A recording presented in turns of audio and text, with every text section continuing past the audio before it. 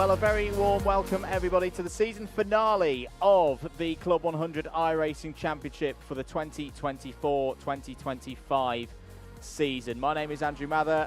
Alongside me, for poignantly the last time, at least for now, in a DDMM comms box of some description, is Mr. Howard Mitchell, and we are at Donington Park in Leicestershire for the end of the season. All of the championships due to be decided here tonight, and looking pretty good to have some good racing here tonight, Howard.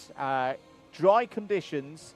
iRacing doesn't believe in racing at Donington in March, so technically the lobby is on the 1st of April, but this isn't April Fool's Day. It's good conditions for the drivers tonight. It's lovely conditions for the drivers tonight. Yeah, hello everybody. And indeed, it's that end of... it's not the really time of year when I'm used to having an end of term feeling, but it's that end of term feeling for our little championship here. And yeah, we've got a lovely combination to finish off with, haven't we? In the form of the Mazda MX-5s here at Donington. And a bit of an end of the era for you and me, mate, as well. Yeah, it's a bit of a funny evening, this one, but I'm sure we're going to be treated as ever, as we have been all season long. There's some absolutely cracking racing here in the Club 100 iRacing Championship. So, yeah, really looking forward to this one to close us out. Let's have a look at championship scores. Very important tonight, of course. Provisionally, we already have our overall and Premier champion, Matt Kendall's score of 1739, and that's actually gone up a little bit on the live scores because, of course, anyone who's attended every single round gets their full complement of 75 attendance bonus points tonight. Some of them have already got 30 of them from attending all of the GT3 rounds, but anyone who's been to all 11, they've just scored another 45 points in effect. So, in short, Matt Kendall's 1739 is above and beyond the max possible for any other driver, even when taking those attendance bonuses into account. Sam Sanders P2, looking pretty good there, but also wanting to fend off Henry Mackenzie Friedman. It's the top three who win some iRacing dollars in the Premier category. So whilst we're going to enjoy those Premiers in action tonight, the main focus is going to be on, I think, the other classes. Clubman, James de Havilland leads at the moment on 14.08. 13.66 is the next closest driver, that's Jack Eyre. Keep an eye on Ollie Davies, though, because he's got some drop scores to play with. Has had a tremendous crescendo through the course of the season. So 13.48 is his current score.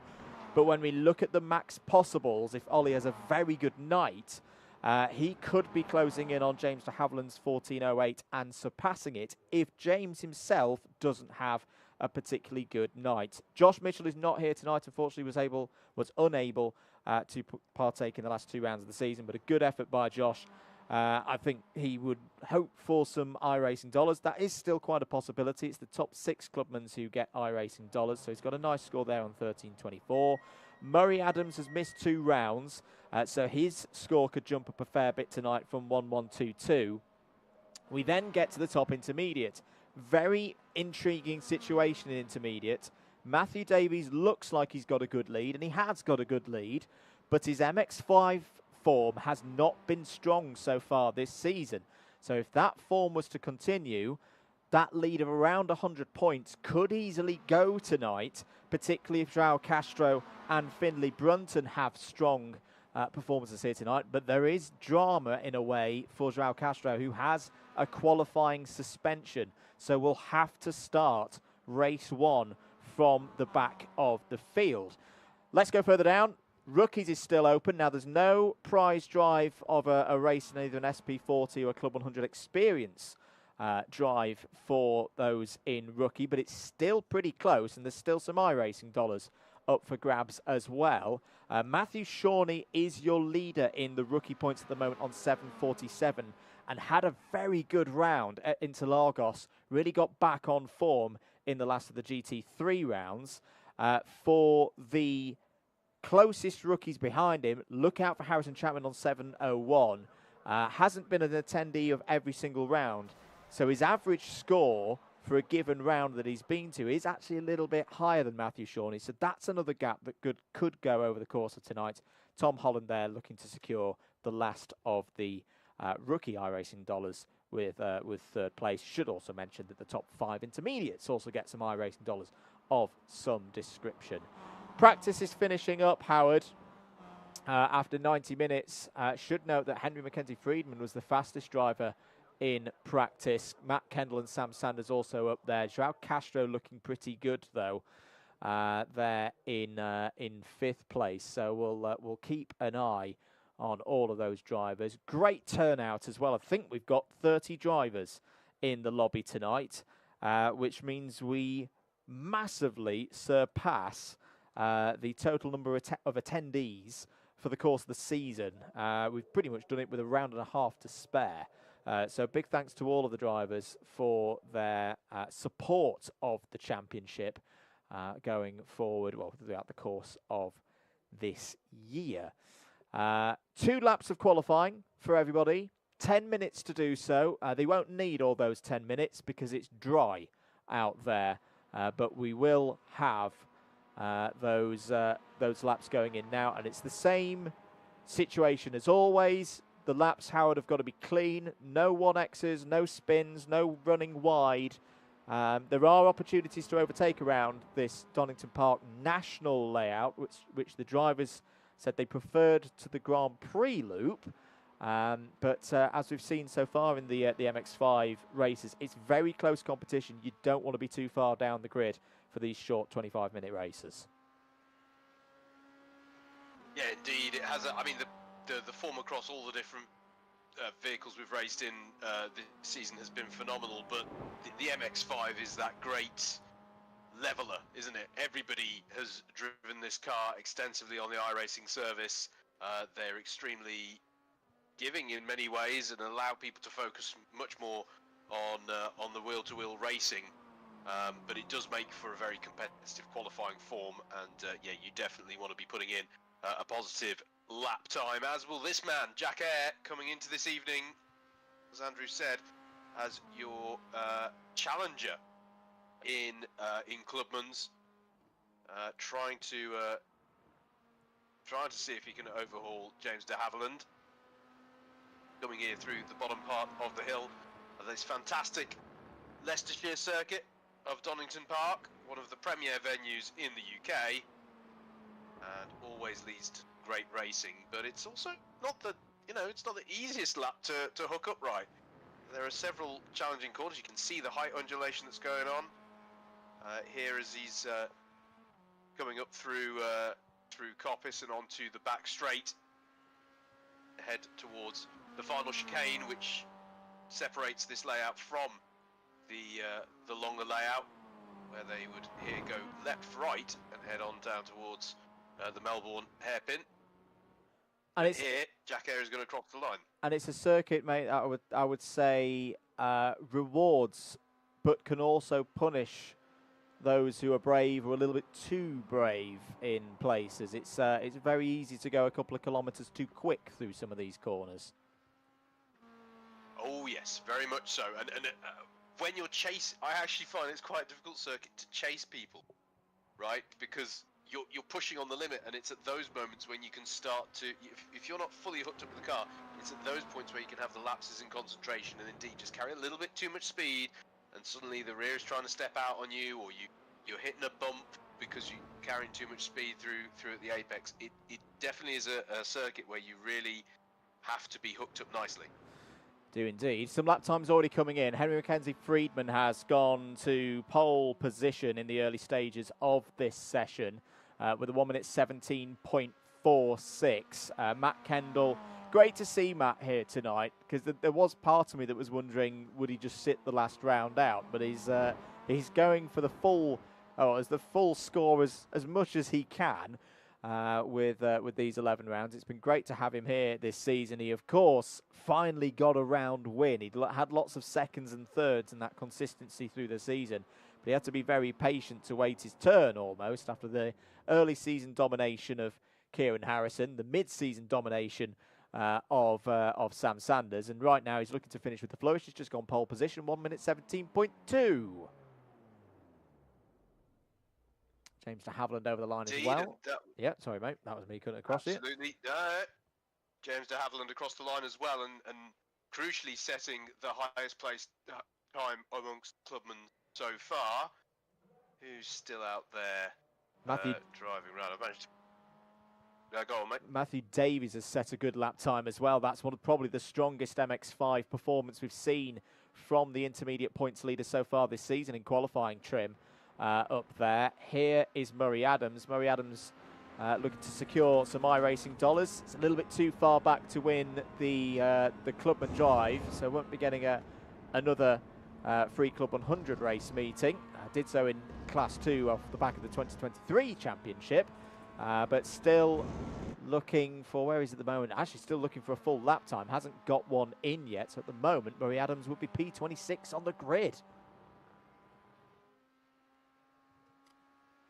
Yeah, it may have been a good lap time from Matthew Davies, but Ollie Davies has yet to set the time as well, Andrew. So I think his first time lap was cancelled too. We've got a few drivers here who need to post a decent time here. Murray Adams comes through. What's it going to be? Pressure on at this point. Takes him up to 5th place overall. Good time that with a 1:17.66. That is a tidy lap time when under pressure here. Ollie Davies across the line as well. Sam Sanders has gone quickest as well, Howard, on a 1:17.2 on the nose. So beats out Matt Kendall by 22 thousandths of a second. Ollie Davies goes to P7, so it's all the usual contenders coming to the fore here. Here is Matt Hale. He's got an outside chance of some iRacing dollars for the top 5 in the intermediate competition. Has been an ever-present in all of the rounds and seasons of the Club 100 iRacing Championship in its various guises, and have been reliably informed that this is our 58th round of this championship. Matt Hale over the line there and goes P25. Steve Hicks with a good lap at the end there, though. Gets himself up into the top 10. It's not been the best of seasons for Steve Hicks. He hasn't had much preparation time for many of these races, but that's a lap time rolling back the years a little bit, up into the top 10, Howard. Yeah, decent qualifying effort there from Hicksy. That's much more like it.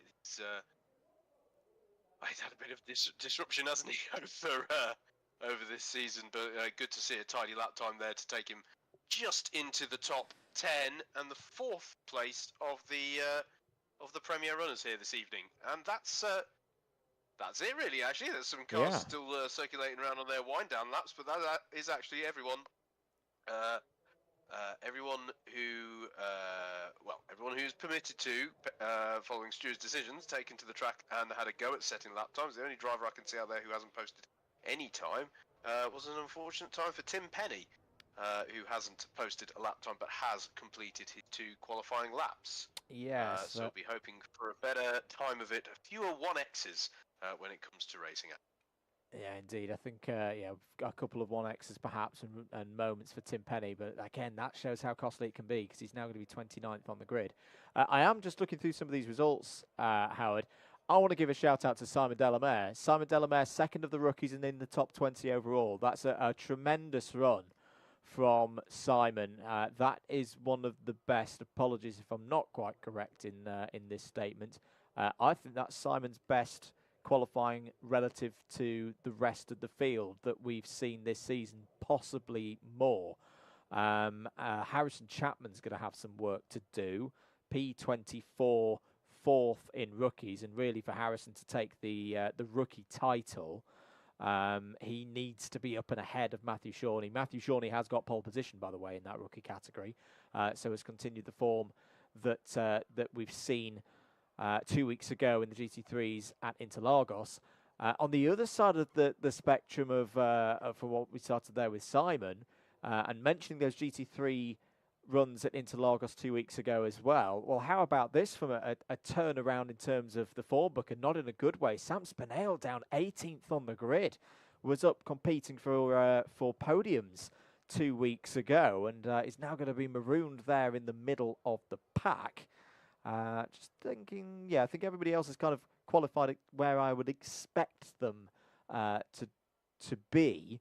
Well, Jack Air's going to have some work to do as well, isn't he, mate, down in P17. That's not good for a driver looking to score well tonight and get those points, get that boost from his drop scores at the moment, and try and pip James de Havilland.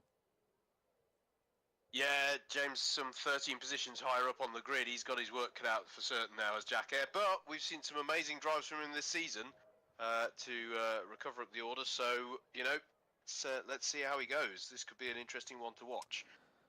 Slightly unusual situation here, mate. Everyone was done. We had 2 minutes to kill at the end of qualifying there. There's usually someone who's going around late.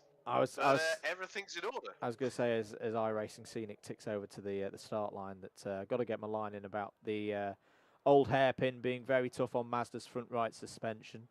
You know, mine's never been the same ever since. I whipped it round this place a few years ago. Anyway, here's a grid. Sam Sanders has pole position for race 1 of the last round of the season and is joined by the champion-elect Matt Kendall alongside on the front row. Henry Mackenzie Friedman, looking for another good run, was very strong the last time out. We had the MX-5s out to play. That was in the wet at Brands Hatch, and he starts on the inside of row 2 for this one tonight. James de Havilland has been asking lots of questions about the drop scores. My advice to him is just send it, just go, just have it. Starts on row 2 for this one. Murray Adams returning and is there on row 3. Matthew Davies, big night. Can he secure the intermediate title? Well, that's a pretty good start, but he needs to convert there from the 3rd row of the grid. He's got some company, some family company in the shape of the other Davis, Ollie Davis, there on row 4. And keep an eye out for Magnus Ridevold. Another strong performance in qualifying in the MX-5s from Magnus. Steve Hicks and Cam Watson on row 5. Finley Brunton, nicely positioned, still has a chance in the intermediate stakes, is there on row 6 and is joined by Will Blackwell Chambers. Andy Alston and Adam Brown are next up on row number 7. Then it will be Yusuf Bin Sahel and Mike Hart on row 8. Jack Air, work to do from row 9, is joined by Sam Spinell. First of the rookies, Matthew Shawnee alongside Simon Delamere. Fremont, Mignon, Dimolo, Chapman, Hale, Whitehouse, Brown, Holland, Penny and Castro complete the 30 runners for round 11, the final round of the season for the Club 100 iRacing Championship here at Donington Park, a sunny Donington Park, ready for 3 races in the classic MX-5s, 25 minutes apiece, full-out sprints, no refueling needed. Howard, this should be a good one. Absolutely, mate. Relatively short run down towards the first corner here. So what opportunities knock as they head towards the first right-hander at Redgate and then down the hill. Away we go then for racing for round 11. And it's a decent start for Sam Sanders off of pole position as they head towards Redgate. Matt Kendall on the outside still from second place on the grid. Are we all cleanly away and through at turn number 1? A bit of jostling for position there, side by looks between Steve Hicks and Matthew Davis. We've got an incident at the back of the pack, up at the top of the hill. We have indeed. I think James Fremont and Mike Hart are involved. James Fremont's in the wall. Mike Hart has already towed back to pit lane. Drivers do get 1 fast repair per race, but there'll be no safety cars. They were taken out of the rules at the start of this season, so quite rare in some regards to see an incident on the first lap. João Castro is on the move, having served his qualifying suspension, is already looking to make his way through. This is a key race for João Castro. If he's going to win the intermediate classification at the end of the season, he's got to make his way through this order quickly and safely. That's him going past David Whitehouse there, is off the road. Is that Magnus Ridevold off the road? Yes, it is. So dramas for Ridevold down through the order, having had that good qualifying. So end of the first lap. It's going to be Sam Sanders in the lead of this one. Matt Kendall P2 as off in the wall. Is that Harrison Chapman in the wall on the exit of the chicane? Yes, it is. So Harrison Chapman in his quest for the rookie title has not had a good start at all and has had to tow to pit lane. It'll be a short tow, but that's not what he wanted at all. 3 wide coming down the hill, down through the Craner curves. There in the centre of your screen is Sam Spinell in the 165. That's the red graphics car, fighting with Jack Air there. That's the Rethink Racing entry with the navy blue details. And behind them for company, they've got the 275 of Yusuf bin Sahel. Yusuf bin Sahel drawing alongside Sam Spinell, looking round the outside as they go over the top of the hill. That's a lovely move from Yusuf. Takes a position, Howard. Yeah, that was a beautiful move around the outside of McLean's. Is not the usual way of doing it, but done it he has, and tidily up to 15th place. That was a beautiful move there. It's what we come to expect in this championship. Lots of clean moves, as we've seen across the course of the season there in the red and black. Oh, big, massive moment for Steve Hicks coming out of the final chicane. Nearly had an involuntary run down the pit entry there.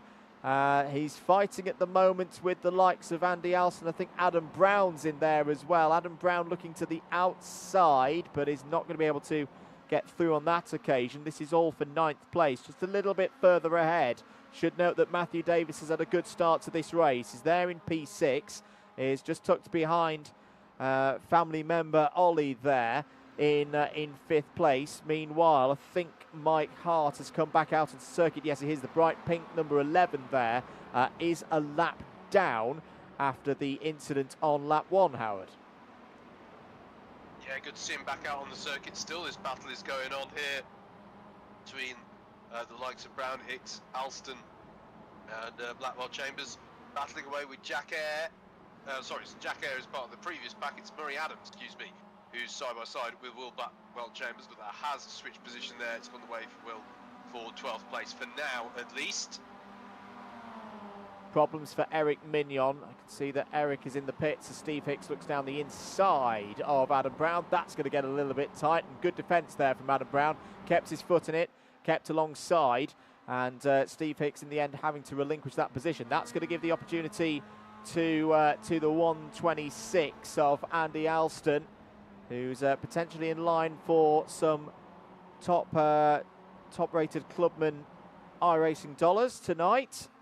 He's solidly up there in the point standings. I'll confirm exactly where he is in the point standings. He is the 6th clubman at the moment. So that is at the moment the last of those paying positions. Looking back from Matt Kendall and now from Sam Sanders. This is the top 3, Howard, looking to break away. Yeah, really tidy driving from them so far. They're very close in the early part of this lap. Top 3 is the closest they've been pretty much since the start. But either way, they've been working together well so far. As you say, trying to get a bit of a breakaway here. Fair play to James de Havilland, doing exactly what he wants to do to keep his hands on that Clubman trophy, is sticking with them far back enough that he can not get entangled if something were to happen, but close enough that he's there ready to pick up the spoils if something does happen. Brilliant job so far, giving himself that 2.9 second gap as there's a challenge for the lead here. Matt Kendall to the outside on Sam Sanders. His nose is ahead, but he's going to be on the outside here for Redgate. Will Sam Sanders be able to swoop back through? It's actually not the easiest corner to stamp your authority on the inside. They're going to be side by side as they come down through the Craner curves. Can Matt Kendall keep the inside line for the next left-hand kink? He'll be still not with the advantage on the inside for the old hairpin. But again, it's a corner where you can carry momentum through quite nicely. And look at the way that de Havilland has been able to catch up to these 3 now, as Henry Mackenzie Friedman has a little bit of a look at Matt Kendall here. Coming up to McLean's now, it's going to be Mackenzie Friedman down the inside at McLean's. But it's a wide moment for Sam Sanders as well, and his breakaway there slightly under threat. Still side by side through Coppice now between Kendall and Friedman. Friedman will have the advantage heading towards the Roberts chicane at the end of here. You can see de Havilland positioning himself, picking his team as it were in this drag race, but it's actually good speed that Kendall's been able to carry on to that back straight, and it all ends up exactly as they were at the start of the lap. This is what we were looking forward to when the driver said, yeah, let's go for the national course. Oh, that's going to get a little bit tight between Andy Alston and Steve Hicks, and a little bit tight again. Contact coming off of the final chicane. Here comes Murray Adams. Here comes Jack Eyre as well in all of this. So Jack Eyre is making his way through the field, has gained 5 places so far in this one, 3 wide as they head into the first corner. That's going to get a bit tight. Jack Eyre's off the road. Has got to be patient. Has got to bring it back on circuit. Does does so calmly. Sam Spinell's in there as well in the 165. Everybody going for it on the last night of the season here. That was brilliant racing down through Redgate, Howard. Yeah, really good stuff. Heart in the mouth moment for Jack Eyre, but he recovered it well. But does now find himself back at the rear of this pack with it all to do if he wants to move on up the order. Great little battle, as you say, going on. Steve Hicks sort of like, hang on a second, I'm the premier driver in this pack, but well, the machinery is equal. And the clubmans, I think, have long since learned that they can take the fight to these prems on a good day, so they won't be giving him any respite in that position. So down the back straight they go. Murray Adams now trying to pull alongside. And nice and cleanly through there. That was nicely done and nicely stopped for Adams there in the final chicane. Was indeed. As a reminder, the maximum number of points that any driver can score in one of these races for the MX5 races is 80 points. It's still the total of 240 available for any driver who has a perfect night. But at the moment, drivers trying to accumulate scores as and when they can. Some magnificent drives through the field as we have a little look here at the 225 of Matthew Davis fighting with the 116 of Adam Brown. And Adam Brown is one of those great drives. That's a gain of 6 places now for Adam Brown. Matthew just needs to take it nice and calm right now. He's in a decent position. He's not leading in the intermediates. You can tell that with the green rollover cages. So the leader in the intermediates is Finley Brunton. But Matthew can just mark the moves of Finley Brunton across the course of the night, and he'll be absolutely fine in terms of holding on to that lead. But to go back to where we're seeing some great drives through the field, Tim Penny up 13 places from the 15th row of the grid is now P16, and same for João Castro, is up to 17th place. So João doing the right thing. This I like to see. This is more heads-up racing from one of the youngest drivers in the field. Has identified that Tim Penny's got some pace here. These two are working together nicely to pull their way through the field. Now they've got to keep doing this because they've got about 4 seconds up the road to find the next group. But if they can, there's a potential another, what would you say, Howard, 5 or 6 positions at stake for João potentially to pick up?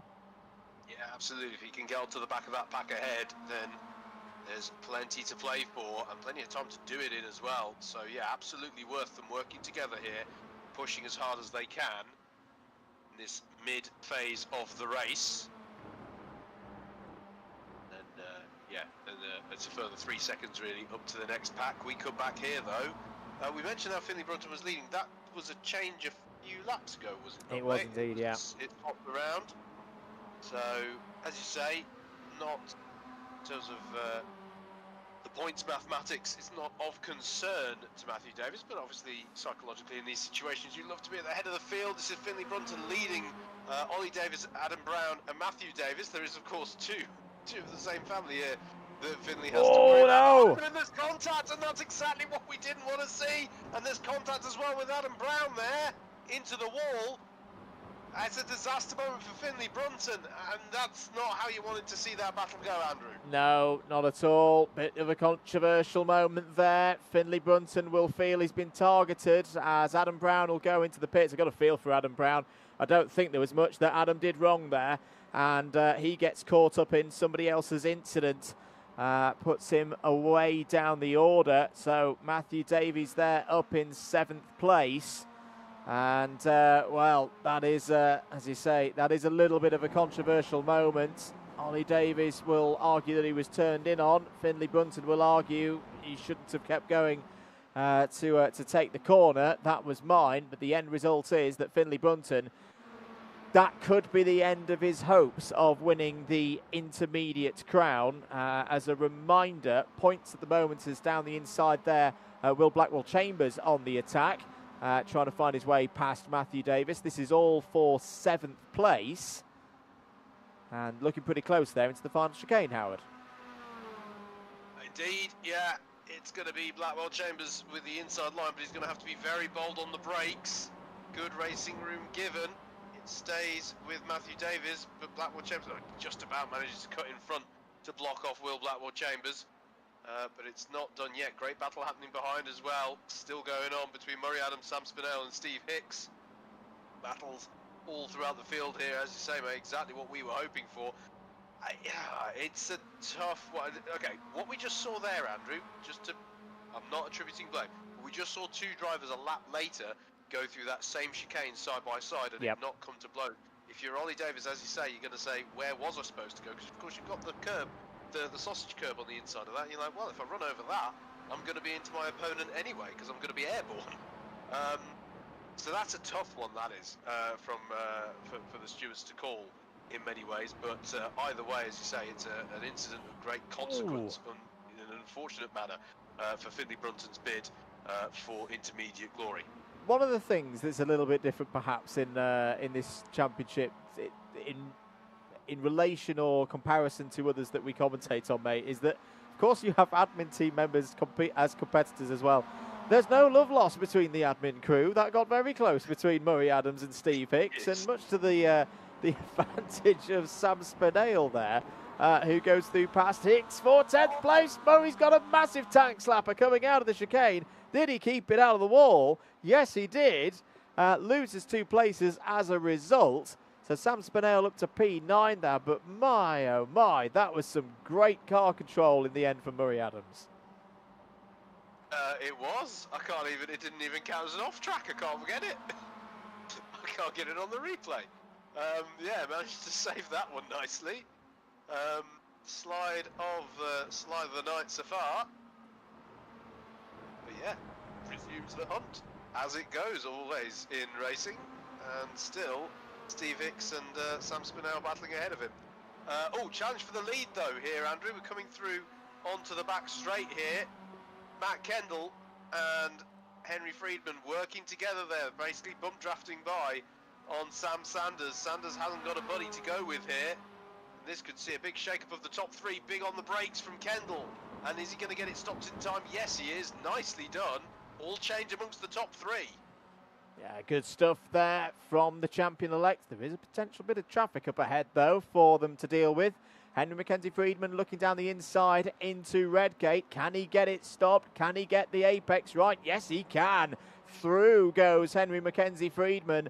Another lead change in the first race of the night here at Donington Park. And James de Havilland.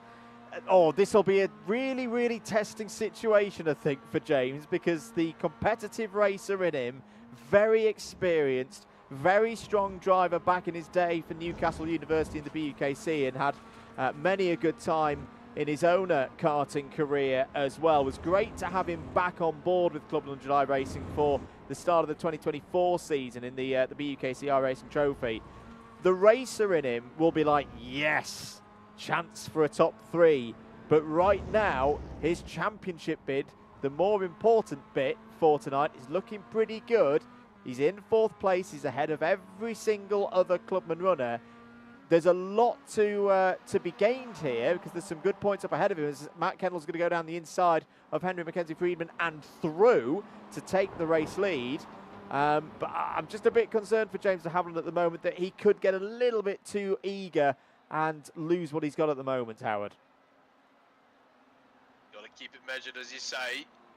And also, earlier on I was saying he's far back enough that if it comes to blows ahead of him, he's not part of it. To be fair to him, they keep slowing each other down through battling. There's not a lot he can do about that, but and it's a nice problem to have. But you know, there's chevrons on British motorways to teach you all how far apart to be. He's within them at the moment, folks. If something goes to wrong ahead of him, he's not going to be able to avoid it in time. But as you say, the opportunity's there at the same time for some really solid points that could really seal the deal. His Clubman Championship bid. Slight problem, Howard, for Matthew Davies. Matthew Davies has fallen down the order all of a sudden, is in 11th place. I don't know if we've had any incidents on the race log, but Matthew Davies now outside of the top 10. This was a moment, running a little bit wide. Oh, yes, really wide for Matthew Davies, and a little bit of a tap with the wall, maybe 2 taps with the wall, and through go quite a few drivers in that case. I tell you what, intermediate's back on. João Castro may have been understandably a bit disappointed to have that quali suspension. Was the netcode with Ollie here? Oh, there might have been, you know. There might have been. That was a very strange twitch to the left for Matthew Davis's 225. But, yeah, in the intermediates are now all back together again. Here they are. And João Castro is going to take the lead in class. What a drive. Hell, the outside eventuality for intermediates has happened right here and then. I'm glad we got the end of that. That is that James Fremont, I think, making sure he's out of other competitors' way a lap ahead of him. João Castro has risen up through the order, and he's done this brilliantly, Andrew, working together with his new best mate ahead of him, Tim Penny, who himself deserves plaudits for how he's risen up through the field. And now Castro finds himself as the intermediate leader past his championship rival. Game on. Yeah. In a way that, frankly, Andrew, that's happened quicker than I thought it may do in this evening. Yeah. I always thought João would be able to get back in amongst these drivers at the front of intermediate, but I thought it would take him probably a race and a half, not half of a race, or just over half of a race. We're 18 minutes into this one, 25 minutes on the clock. It's still very much the case of, and here's a little look back at the onboard view of João Castro and how he got through there. Good patient driving, just keeping his nose clean. That's exactly what we want to see. Oh, but that's not what we want to see. That's a bit of a hip check there in the braking zone there between the two championship contenders. I can't play replays anymore, Andrew. There's too much replayable stuff happening live. And what happened there on the way down to the final chicane? That's, yeah, we only got one angle of that one, but that looked like two drivers not wanting to give each other the real estate perhaps available. Very close in behind as well. Yusuf Bintahel trying to break away from Andy Alston and Jack Eyre. It's really not going Jack Eyre's way at the moment. Here's another look at it. Yeah, tricky to gauge from that angle how much space to the left of Matthew Davis there was to see whether he was squeezed there or not. Here's another look at it. A little look inside. I mean, there's definite at least netcode contact between the two intermediates. The good news for Matthew Davis, though, is that he's still in this race and still scoring well. This is still okay. It's a case, really, that Matthew Davis scores throughout the course of the season in the MX-5s. I'll just read his line of results in MX-5s. His results in GT3 have been very good. 33rd, 33rd, 24th, 31st, 11th, 17th, 28th, 26th, 11th, 14th, 14th, 18th. So he's, on average, he's been around probably 18th, 19th place across the course of MX-5 races so far this season. So 12th right now, that'll do.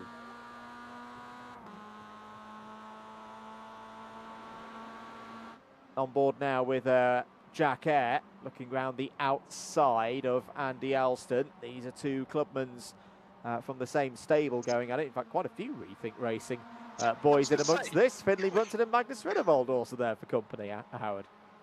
We screen grabbed that and charge royalties on that as a promotional shot. That was, I don't think we've ever got them all in shot. There's so many in shot like that. But crucially, Jack Eyre getting by and up to 14th place. Himself making up for slightly trying qualifying. But at the moment, still not quite enough happening to threaten James de Havilland. And was that change there for the lead yes, again? It was. It was indeed. Henry Mackenzie Friedman by on Matt Kendall. Are we going to go 3 wide for the lead? Why not? Let's go for it. It's the last night of the season. Into Redgate corner they go. Matt Kendall trying to hang it around the outside. Sam Sanders losing the opportunity on the inside there. The door closed by Friedman, who retains the lead. But Matt Kendall now going around the outside of the early part of the Craner curves. He'll have the inside line through the next bit. Can he seize the advantage in time for the old hairpin? Side by side still, or at least there's a bit of overlap there. And Mackenzie Friedman swooping back through. Sam Sanders again stiffs an opportunity here. If you're James de Havilland, what do you do here? Trying for a pass on the grass goes Sam Sanders, but he hasn't got the grip to keep his foot in it. And it goes back to 2 wide as they head towards McLean's. Still Henry Friedman on the inside. Still Matt Kendall in second. Sam Sanders trying to look for room on the inside, but he's going to get held up, if anything, by Friedman ahead of him. They're going to try and drag race perhaps down the inside of Matt Kendall on the Dunlop straight.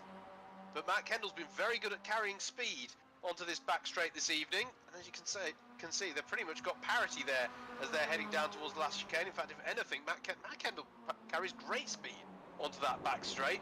And once again, Andrew, I've burned through a lot of the voice box, but they're still in the same order as they started the lap.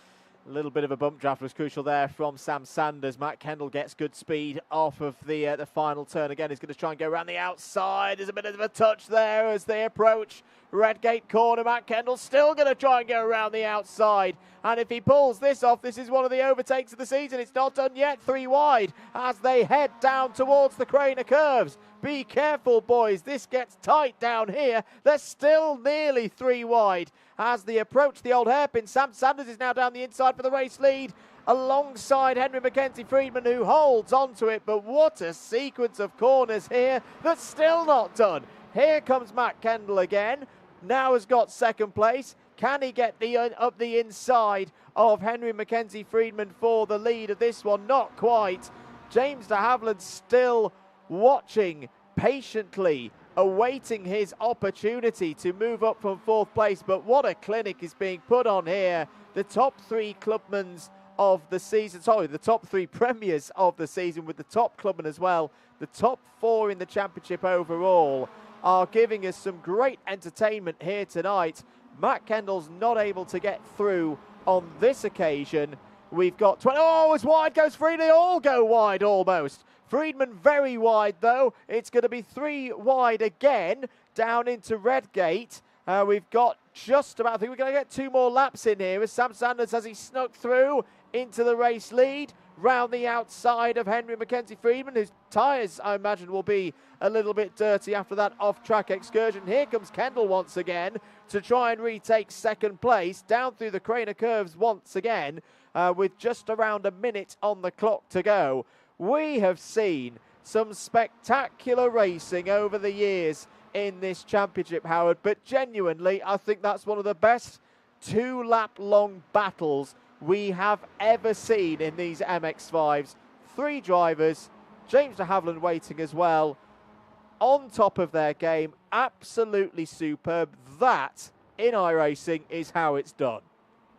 Couldn't agree more. And James de Havilland, well, you're a kid in the sweet shop. You've been shown every single sweetie in the joint, and you don't know which one to have. There were so many nearly opportunities for de Havilland to buy into it, where suddenly he was like, hang on a second, that gap's not staying open.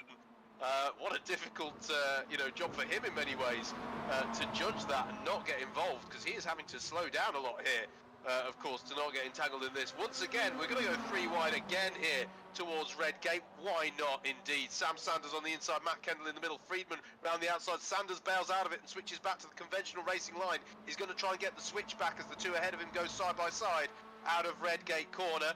And it's still Friedman with the advantage. Sam Sanders now pulls alongside Matt Kendall. He's in a position similar to what Kendall's been in on the last couple of laps. Sanders will try and hang it round the outside of the old hairpin and swoop round, and that's nicely done from Sam Sanders up into second place. Still James de Havilland is choosing just to keep his powder dry in this one as they head through, but couldn't agree more, mate. This is one of the best sustained scraps that we have seen in Club 100 iRacing. It's an absolute pleasure that we've got this caliber of racing at the head of the field, and it just goes, you know, these Mazda MX-5s, they've been with us right since the very start of this series, and they keep delivering. They give the drivers that confidence to go wheel to wheel in this fashion, and it's a beauty to behold as Sam Sanders now, for the first time in a while, has a clean shot here, just focusing on Friedman, but doesn't feel he has the advantage. It's through the final chicane. It's gonna be Henry Mackenzie Friedman, but he's not gonna be able to slow down to soak it all in. He's gotta race to the line. Friedman takes it, Sanders in second, Kendall in third, and de Havilland will be very happy to lead the clubman's home in 4th place, having kept the top 3 honest throughout. What a finish, what a last few laps there for our top 4. We've been doing this for 5 years now, 5 years since you know what. That was one of the best individual races I think we've ever seen in Club 100 iRacing. Testament to the top 4 for keeping it clean, keeping it pacey and keeping it entertaining for us all throughout the course of those 25 minutes. What a way to start the evening, and it's not done yet. It's because here's the battle for intermediate honours. Matthew Davies has got through, has got through ahead of Joao Castro. That's a big score for Matthew Davis, Howard. Yeah, sorry, Andrew, I'm going to take that back a little further because they actually swapped positions a number of times there towards the end. So this was down at McLean's, and that is Matthew Davis going through. Sorry, we went back to a not too helpful camera to see it, but that was Matthew Davis through, and we're going to wrap up that session because we're already greening up for the next one. But yeah, drama aplenty in intermediates, and sooner than we thought we'd see it there. Still great drive from Castro and Tim Penny to get themselves up almost into the top 10. So 52 points for Matthew Davis, 50 points for Joao Castro. Just as a reminder, Joao's worst GT3 round was a 0 score at the start of the season at Silverstone. His third drop, in a way, so that doesn't have to. So they have to drop the worst GT3, they have to drop the worst MX5, and then they can get one more. The one more for Joao will be a non-attendance of the NASCAR round. So at the moment, Joao is trying to beat a 78 from round 2. That would be his worst Mazda score. He's already on 50. For Matthew Davis, his situation, so he's already got rid of a 36. And 86 might go as well, so he's already a good way to that 86 as well. We're gridding up, though. It's going to be the same grid as we had for the end of race 1, and we've got a couple of drivers missing. What has happened to Sam Sanders? Sam Sanders does not take the start of this race, so it's just Henry Mackenzie Friedman on his own, heading down to turn 1. Maybe Sam Sanders is thinking, do you know what? I like a bit of a challenge here, ladies and gentlemen. I can't win a championship anymore, so I'm going to try and do a last to first challenge. Well, maybe. Oh, Finley Brunton. Finley Brunton with an incident out of Redgate's early doors. And that is, we've got a number of cars off. So Craig Brown is off in the kitty litter as well. What a bizarre start to the race. Sam Sanders is now classifying in 22nd. So he's benefited. I think he just came out the pit lane and benefited from all of those incidents ahead of him. What a bizarre start to the race. But disaster for him. Look at the damage he's carrying on the front of that Mazda as well. He's going to have to box with that. Surely he can't see Andrew. And I think that's going to be hopes of the intermediate title for Finley Brunton done, because, well, he's got a 2 rounds from rounds 4 and 9, which are both Mazda rounds that will count as drops. So basically any points that he scores tonight have to carry. He's already had an unfortunate race number 1, where, well, he will have finished in 19th place, and now he's going to be all the way down the back. The odds are looking pretty long now. Let's have another look at how this all started. So down into turn 1, there is Brunton on the inside. Oh, he just loses it on his own. He loses it on his own, and then he's going to surely get collected. And then there's a bit of a further incident round the corner involving the likes of Craig Brown. I'm very surprised at the level of damage, the contact. He was very unlucky. The contact that we saw there, that I think was with Steve Hicks, didn't look that heavy, but it clearly has caused a lot of damage to the front of Finley Brunton's car and put him well and truly out of this race. Yeah, he's been massively unlucky there with the damage model and how that's come about, because it looked so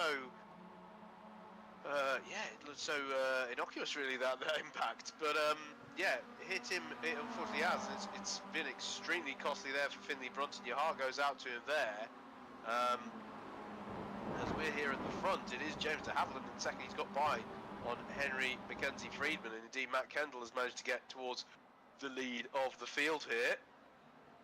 Murray Adams side by side now with Friedman, so not the strongest start for Friedman, actually.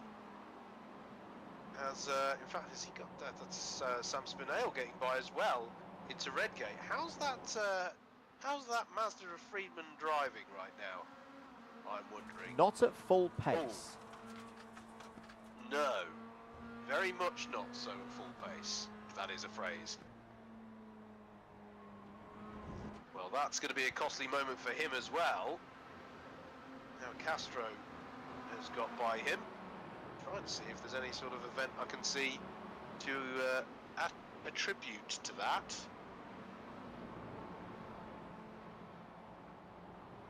Not coming up with anything obvious, but clearly something has happened.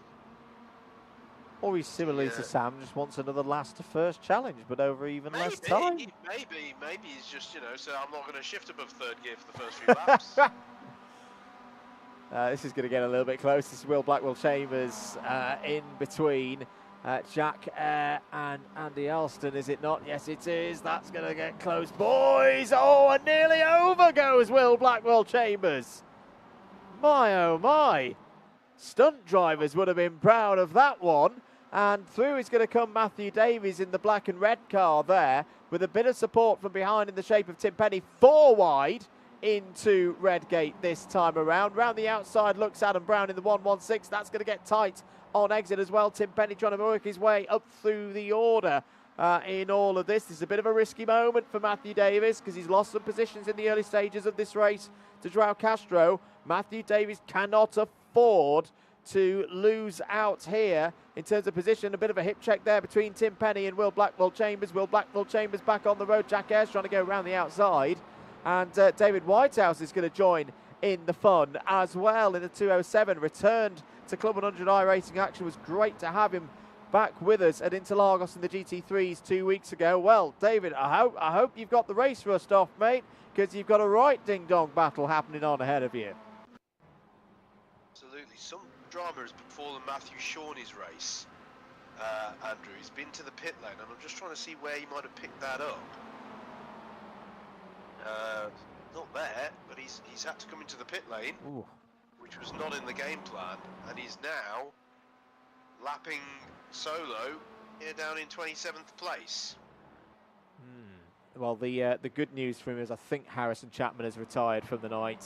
He's sent his thanks for the full season, and he always knew it was going to be. He knew it needed to be 3 very strong results across the course of the night to try and take the rookie title, and that went pretty quickly in race number 1. So well, at least for Matthew Shawnee, it looks like his closest competitor in that rookie title fight has gone. And remember, it's $15 iRacing for the winner of the rookie category at the end of the season after tonight. He's had to go into the pit lanes. Magnus Riddervold. We've got quite a few pit visitors in this one. Oh, Adam Brown round the outside. That's a heck of a move from Adam Brown. And Brown up 12 places in this race so far, Howard. Yeah, that'll do, won't it? Having a really good time of it out there and at the head of this crazy battle pack in the middle of the field, which, by the way, Mike Hart has decided hasn't got enough people in it, so he's catching up at the moment as well, as is David Whitehouse, as is Yusuf Bintale. Come on, everybody. End of season Clubman derby with a few inters sprinkled in as well, and Mike Hart as well in a beautifully colour-matched roll cage and livery, I might add. Just looking at some of these points, Matthew Davies at the moment with where he is on the road would already be up to 100 points. That would be above his, it would be his second highest MX5 score, and still with a race to go. As I say, it's not been the forte for Matthew Davies so far this season. Scores of 36. Oh no, he's round! He's round! He's back in control. He's back facing the right direction. He's been hit by the commentary curse cannon, but he's still alive. He's lost 5 positions. He's down to P17. But was that a spin through Starkey's Bridge? Was that just getting a little bit too wide? Either way, that's a scary moment for Matthew Davies. Again, don't think that counted as an off-track. We're just going to see how that happened. Oh, it was ahead of Mike Hart there. So what I need to see is Mike Hart, but I need to see it from the perspective. We still only caught the incident at the end of that. I tell you what, it was well recovered. Very, very well recovered by Matthew Davies. So take it back a bit further in the lap. Well, that's the previous lap. Maybe not. So that's... he's lost 10 points as a result of that. So each position is worth 2 points. This was a little bit earlier on. This was going down the hill with Andy Alston. And in fact, yeah, if we stick with this, Howard, this might show us what happened. Oh, Jack Eyre was going off in the background, big time there. Is it contact with Tim Penny? Oh, it's contact with Tim Penny. So Tim Penny makes his way through, and I tell you what, Will Blackwell Chambers did very, very well there, Howard, to avoid further incidents for any driver in that situation. Yeah, that was well judged. It's had quite a cooling effect on this mid-pack here. They've spread out a fair bit more now. Still this pack of cars, but they are, relatively speaking, further apart. But yeah, drama for Jack Eyre as well in the background there. It's that kind of evening, it's these kind of races. You'll go back to watch one moment of drama, and in the background you'll see something else happening. But yeah, Jack Eyre down to 20th place now, battling his way up through the top two in rookies in the form of Tom Holland. In fact, here he is trying to put a move in on Tom Holland. He'll be on the outside for Redgate, but he's got good overspeed. Ahead of them is Eric Mignon, currently the highest placed of the rookies, having a good run in 18th place, and that is Jack Eyre up to 19th. But these are not the positions he was hoping to be battling over, Andrew, as side by side between Blackwell Chambers and Alston.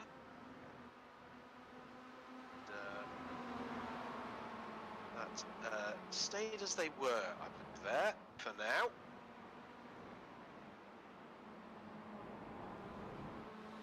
Did so indeed. So at the moment, still looking pretty good for our championship leaders out there, but it's one of those nights that's getting a bit tense, and João Castro is giving it his all now. Is in this battle, 5th place. Steve Hicks just ahead, P4. Sam Spinale for P3. James de Havilland at the front of it all, doing very, very nicely indeed. Very much looks to be on his way to the Clubman title. Henry Mackenzie Friedman down the inside of João Castro, and through he goes into 5th place. Where's Sam Sanders? How's his last to first challenge getting on? Well, actually not that great. He's down in P21 at the moment. I'm sure we'll get a report later on as to what happened there to Sam Sanders. Did he just miss the grid? Did he decide, oh, do you know what, I'll just start from pit lane? It was very, very close indeed. We've got to give it to... Go ahead, Howard. It's quite difficult to overtake 6 Clubman cars when they're effectively glued together and are moving as one homogeneous blob ahead of you. But yeah. More problems, it would seem, for Matthew Davis. Matthew Davis now back down to P21, which right now would be a drop. I mean, yes, he's still got another race to go, but would be a drop score. And this is the thing. Matthew's MX-5 scores have not been the best. It's a big part of this championship, and this is why he's lost another 4 positions. Round just wide at Redgate, and had to wait there for everybody else to get through. Oh, that was mighty close. Heads up driving from everybody else, and Matthew did the right thing just to hold station and not move. Side by side between Sam Spinale and Henry Mackenzie Friedman. Mackenzie Friedman's going to be on the outside there. But Henry's had a lot of practice so far this evening of going side by side with someone down through the crane of curves. Here we go again. Down into Old Hairpin. Drow's still there as well. The outside of Steve Hicks. And Henry Mackenzie Friedman holds on to 3rd place, Howard.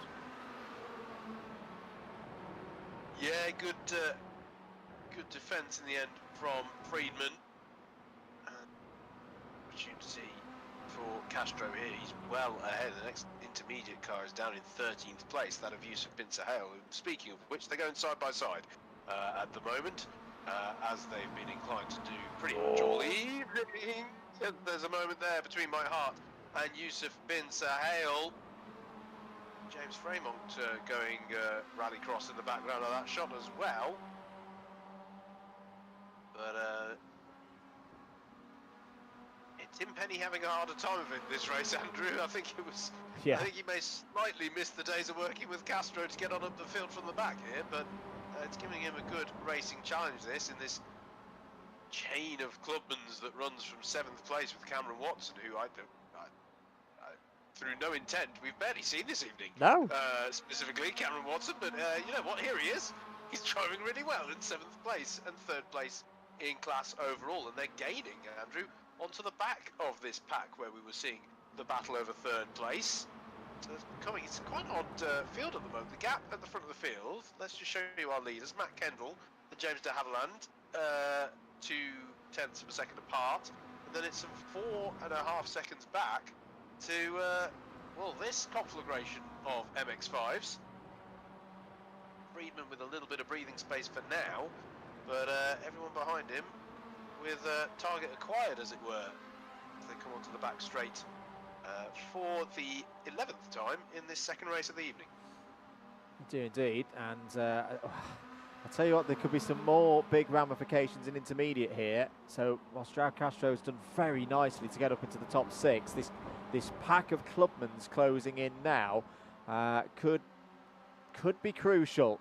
I'm not saying it's going to make the difference and swing things either way, but João Castro almost needs to just keep doing what he's doing and going on the attack. He's down the inside of Steve Hicks here. This is for 5th place. This will be a nice move, and through goes the 2-1-0.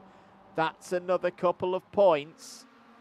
This has the potential to be getting very, very tight at the moment. The door is open for João Castro to try and close that gap down. At the moment, Matthew Davis is still down in P21. So far from a possible 160, that would be 82 points scored for Matthew Davies, which would be a drop. But yes, he's still got another race to go. 112 at the moment is on the scorecard for João Castro, if he can hold on to this position, Howard.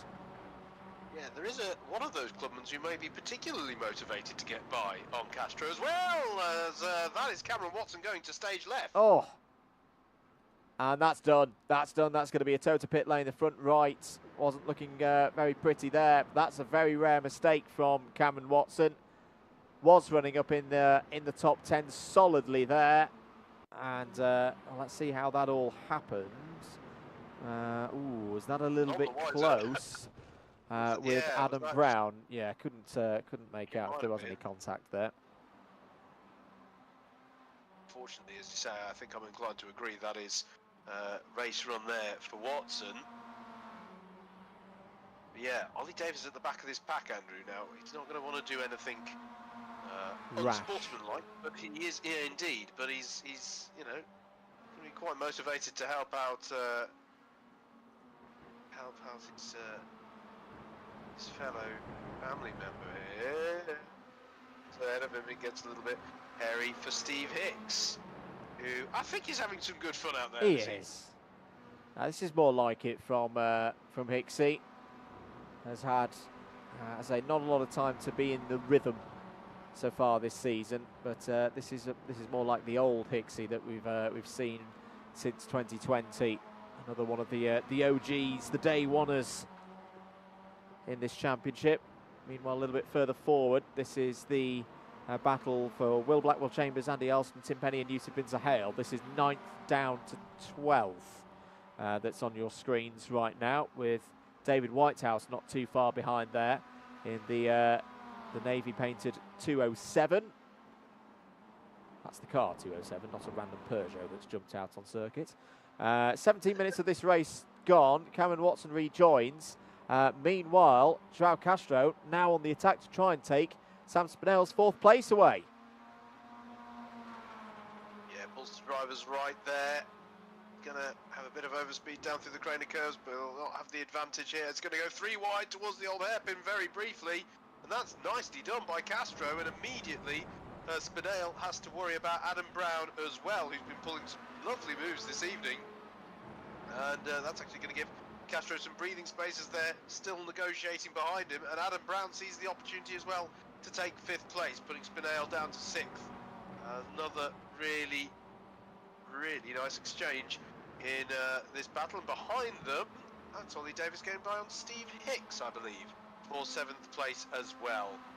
No one quite wants to keep the same position for longer than a lap in this pack of runners. And as from a completely neutral perspective, I love it. Yes, indeed. So, your race leaders, Matt Kendall and James de Havilland. I tell you what a job James de Havilland is doing. He's, I don't think he came into this season as the fancied runner in Clubman. He actually raced as an intermediate in the BUKC iRACING Trophy this time last year, but such was his performance that he got upgraded to being a clubman, and could very well be on his way to being a Premier by the next time we do a fully organised competition. He's on 140 points as things stand, and just a reminder, well, he didn't do the NASCAR round. He did ask a very legitimate question. That the NASCAR round was unfortunately one of the rounds that had its dates moved. I think that was the one that we had to move due to knock-on effect of the floods in Valencia, and it meant that it clashed with his wife's birthday. And would he be able to get force majeure and still his attendance points? I don't think you're going to need your attendance points, James. You're going to be absolutely fine. He's already got rid of a 102 score. That was his worst GT3 score from earlier in the season. His 0 from NASCAR, of course, drops as well. And his worst Mazda score is a 150 back at round 4. So even with a race to go, he's within 10 points of that already. So he's well on course for improving his championship tally and moving things out of the range of all the other clubmans. This is important. That's Spinell and Ollie Davis both down the inside of João Castro. Castro down to 7th, Howard. Yeah, that's a significant moment, and Castro now has a driver who is going to be motivated to make his life a little bit difficult ahead of him here. And it's not moving in some ways, because Castro appeared to have good pace down the straight. But yeah, working together, that allowed Spinell and Davis managed to get by there. And, Steve Hicks hasn't been afraid to get his elbows out this evening. Still though, no particular need to worry in many respects, Andrew. I suppose Castro needs every point he can get, but this is still going to be a significant result for him. Matthew Davis still very much, as you say, will be relying on his drop scores, I would have thought here. So, yeah, still a decent result for Castro. He's going to try. Spinell goes wide out of the last chicane, so easy to do here at Donington Park. Ollie Davis will need to go defensive. This is the battle over 6th place, but nothing on at the moment. A bit further back, this pack is still running nice and closely as well, in the form of Blackwell Chambers, Alston, Penny and Bin Sahale. Dare I say the words. It's just ever so slightly, relative to the rest of this evening, calmed just a little bit at the moment. Calm here meaning cars running a tenth and a half apart, nice and straight. Ollie Davis having a look now at Sam Spinell into that's into McLean's, isn't it? As they head up now towards Coppice, they'll crest the hill and turn in. Difficult turn in to judge. I've always found that, Andrew, because it is effectively blind right up until the last moment. And stays as they were, although Steve Hicks has had a good run here. He's going to open up the opportunity for himself against Castro here, and it's good on the brakes from Hicks. If you can get that stop, that's a tidy move. Lovely work there from Steve Hicks in the number 4. That was a beautiful move, textbook move, but made it look easy, up into 7th place. That's a good move there from the experienced Steve Hicks, and not too far behind there. Well, actually no, that's not for position, is it? Because Cameron Watson, with his instance early on in this race, is a lap down. So at least for Castro, the good news for Castro at the moment is, you know, he's got 9 seconds or thereabouts on Will Blackwell Chambers. So even if he just sits here 8th place, got to remember that the grid for race 3 is also set by the race results from race 2.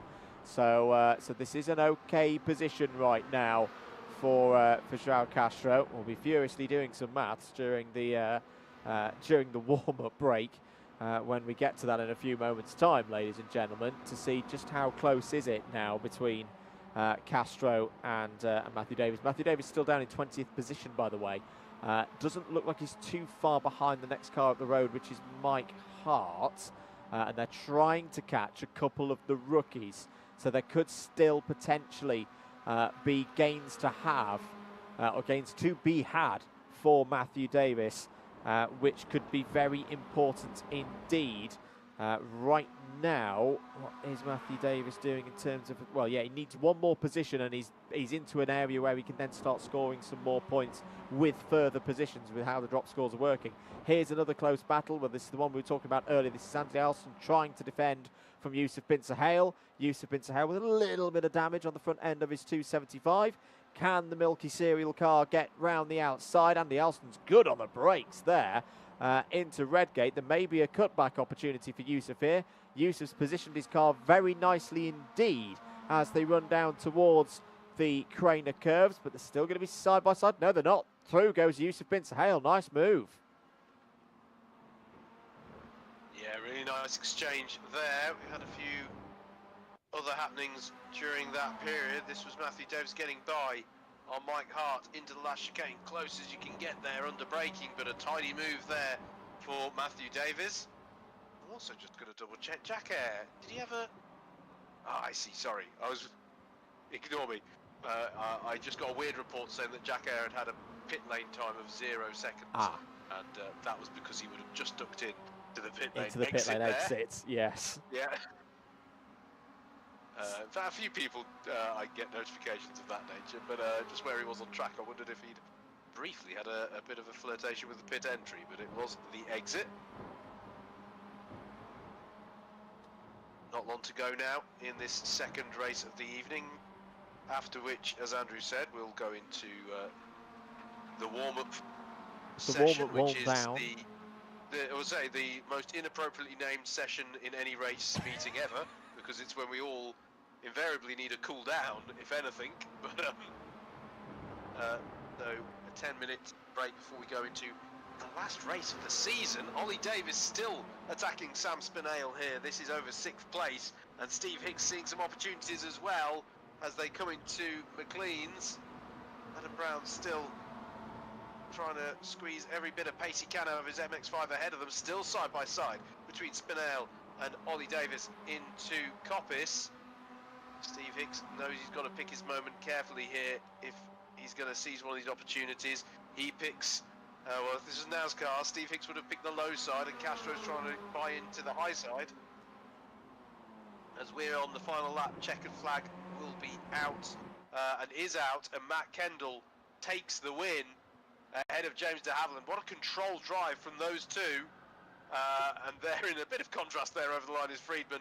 Brilliant drive by Adam Brown. Sam Spinale in 5th place, and then comes the close pack for Ollie Davis, who didn't quite get Sam Spinale at the end. That's all. I've got to not look at what they're doing beyond the line. Ollie Davis, Steve Hicks, good drive to 7th place, and João Castro with big points there in intermediates in 8th place. Will Blackwell Chambers and Tim Penny close out the top 10 as they're still crossing the line. Eric Mignon here crossing the line to take the spoils for race 2 in rookies. Great drive from him there ahead of a recovering Matthew Davis, but either way it was a costly race for Matthew there. Andrew, he'll have hoped for a lot better. Yeah, he would have, but he's still got a chance to go. And I think with P19, he does at least draw his score for tonight level with what is his drop. So effectively, race 3 just becomes a score some points race. Even for last place, he would score some points as long as he gets one full complete lap in, of course. So we're going to take a break. We're going to do some maths. Be back shortly with you for race 3 in around 5 to 10 minutes time.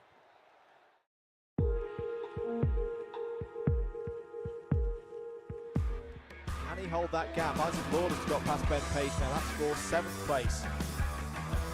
Go either into crucial Iredale's corner. Has Davis got the run? He's not going to be able to get the run surely down here into the Stuart Essence, but he may. Oh, he's got the run! He's got the big move. Switched back by Weaver. Read it beautifully. Saw it coming. Kept the steering open. Let Ben Davis come into the inside, and he still held on to the lead. That was brilliant racing by all 3 of them here, and I think that's going to be the crucial moment because Joe Weaver, unlike 24 hours ago, is not going to need to do the overtake on the last lap. Joe Weaver takes the double in Senior Rotax Round 2 of Super 1 2022. Line on row 11, Jake Wilkins and Andrew Ravage on row 12, And then we'll have our 2 qualifiers from the B final. Bryn Albin and Dean Everest form up the 26 entries for this, the lightweight sprint A final for round 9 of the 2022 Club 100 Senior Sprint Championship. 12 minutes on the clock. Green light, great start for Mike Coppin. Sweeps across the front. It's a hugely important race, this, for the championship. At the start of the run into the end of the season, Coppin versus Brunton. Early advantage, Howard, to Mike Coppin. Yeah, absolutely. Last tour of the circuit. White flag is going to be out this time. If they get past the line, it will run to the end. There they go. Oh, it's a big moment for Chris Hansen. He's gone round. Is that going to take anybody else? Yes, it does. Kelly Wright's gone. Hart's gone. Dix has gone. My goodness me, the race is going to keep running, though. It's not going to go under caution now. On the last lap, it's 3 of them. Sanders has the lead. He's going to hold the inside. There's not really much help for Brendan at all. He's going to try and get the side trap working here. He's pulling alongside. They're side by side as they come through turn 4. It's going to be a run to the line here for the Simply Catnip 200. It's really close between them. Is Sanders going to hold it? Oh, there's a bit of contact there on the line. It's a photo finish. It's a photo finish. It's Preston. It's Michael. Stages of this race. Ross Witherow is digging deep again. Has got down to a 32.435 now. It's about a tenth of an. Oh, he's gone for it. Big send. My goodness me. Ross Witherow, brave as anything, on the brakes into the final corner, takes the lead of the race. That was a superb, awesome overtaking. Now is Ryan McGinnis going to respond back here? He's looking for the inside now. 6 minutes have expired. That came from miles back from Ross Witherow. Kevin Shine is continuing to go round, by the way. Really, he can drive. He's just not got a lot of power in the number 22. And oh my God, down the outside attempting. That is an outrageous manoeuvre. Oh, we saw one lap ago. That was even better from Ryan McGinnis. And over the line to take the racing room left by Whitefoot on the outside there. Good news for David Whitehouse. I think he's got away.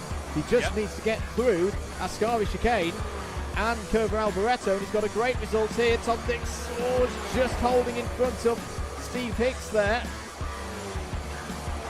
Dix and Hicks at the moment on the outside of the top 10. They need to get up 2 positions if you're Steve Hicks to get on the front row for contact. That's going to be a big one. Into the wall goes Dix and Hicks. Through goes Ian Sumner. Good morning, everybody, and welcome to live coverage on Alpha Live of the 6th and final round for Rotax Max Challenge Switzerland 2022. My name's Andrew Mather. Great to be with you here at the historic Kart Barn Vollen Circuit on the 1st of October 2022. We're here in northern Switzerland for this season finale, and it's got all the ingredients to be an absolute cracker here today. Here's your circuit, 815 metres in length, 12 turns, technical, in its 60th year as well, 60 years of racing here at Vollen. The circuit established in 1962. It's Michael Lenz. Oh, Michael Lenz, who had a great finish to heat number 2. Something has gone wrong for him there, and he is out of this race. That's a real shame for Michael Lenz. The driver he overtook for the lead on the last lap of heat number 2 goes by him. Samuel Ifrid, what a season it has been. He's going to finish it in the best way. The junior champion for the last 2 years was at Grand Final in 2021. He's going to be there again in 2022 as the senior Rotax Max champion. Samuel Ifrid takes the win here at Vollen. Kurt Wenger is going to take the win in Master Max. Final lap of the 2022 Mini Rock Super Final here at Lonato. Cantan's down the inside, going for the move into turn 4, takes the lead. Has he overshot? It's going to be side by side between the 2 AV Racing drivers as they approach turn 5. Will be advantage Canton on the inside, holds onto the lead, but Cosma Christopher is charging along, has closed the gap. This is not over yet. Kalea still there in second place. They're heading towards the last few hairpins now. Cantan defends to the inside. Kalea's still there in second. Cosmo Christopher can smell that remarkable victory. Kanthan's still got the lead of this race. He's got to defend down the inside into the last corner. Get the drive off the final corner. Who's going to be Mini Rock champion for 2022? It's going to be Vivek Kanthan. And the title stays in North America for another year. Vivek Kanthan wins the lead of the race. Cook is still there in second. Carter's still there in third. They slightly banged wheels. Carter around the outside takes second place. One more opportunity. You've got to think James Roots is still in there as well for the race win. Grayson Wortley, he's got to defend down the inside into Wilkins. He's done just that. He's got to get off the corner. Oh, they're going to be three wide. Coming off the corner. Ronnie Carter's gone round the outside. Ronnie Carter becomes champion in the 2022 Super One Miami Bambino Championship with a last corner overtake. Have you ever seen a championship decided like? Flag about to be in the air. There it is. Eyes on those lights. They're coming on. 1 light, 2 lights, 3 lights, 4 lights. The KZ third heat is go. Good start for Albanese. He's going to hold the lead into turn 1 ahead of Gustafsson. The rest of the field filing through. Good start down into turn 2 and turn 3. The race result because of Mottram's penalty, but Daniel Munro has had this titanic duel with Rory O'Regan this year. It wasn't Rory's day, but it is Daniel Munro's day. Daniel Munro wins at Rye House and is champion for the second year in a row in a Club 100 Juniors category. Yeah, and always going to switch back here to the inside. That's a beautiful move by Reed on the inside through Park. Showed a bit of a dummy there to Carl Garnett. Brave stuff from the championship leader. That's him up to third. Before, as there is Hugo Schwarzer out of the race. Well, we were talking about Slater needing to outscore Schwarzer by 10 points. As Charlie Hart's off and into the grass, catches it up, and somehow keeps himself in second place and pointing in the right direction. Fernandez has lost the position. I think it's C. Worthen who's come through into second place. What a moment. The push on these tyres. We've seen it throughout the weekend that the Maxxis compound really rewards a driver, but he's going to have to take a lot of energy out of himself and the cars as we look at a replay here of Martinez and Lysen side by side into turn 1. Wow. Really close there. Bit of contact between the two of them. And Martinez up on the curb. This is another replay. This time it's Craigie versus Martinez into the same portion of the circuit. There you see Martinez trying to go around the outside, gets off the rubbered in part of track, and that's where he loses out to Jack Eiler. It was right on the limit of adhesion for Schaufler. On the brakes down the inside, comes Dries van Langendonk, immediately retakes the lead at the next opportunity. To turn 1, Menz is going to go down the inside. Big move from the Briton for Ricky Flynn Motorsport, and it's worked. Costoya goes through as well. Arias is now challenging Schaufler. It's all gone wrong for the Austrian. 3 laps to go, 2.5 laps to go. This is Dries van Langendonk's best opportunity now. He's got to go hard and break away from the rest of them, leave them fighting for second place. Oh, it's down the inside, contact, and lets him back, he spins, and Schaufler retires, both of them out, no points.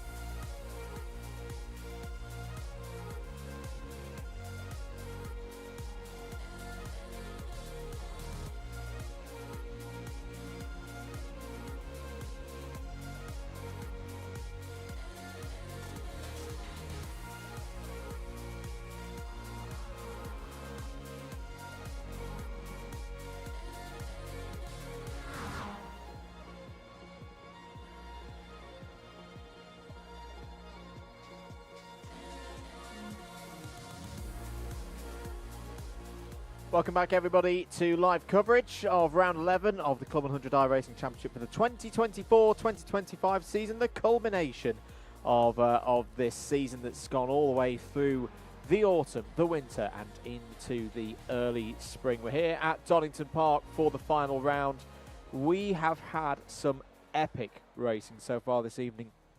Mr. Howard Mitchell for the last time this season, and we've still got plenty to play for in this final race of the evening, race 3. And here's your grid for it. Take us through it, mate.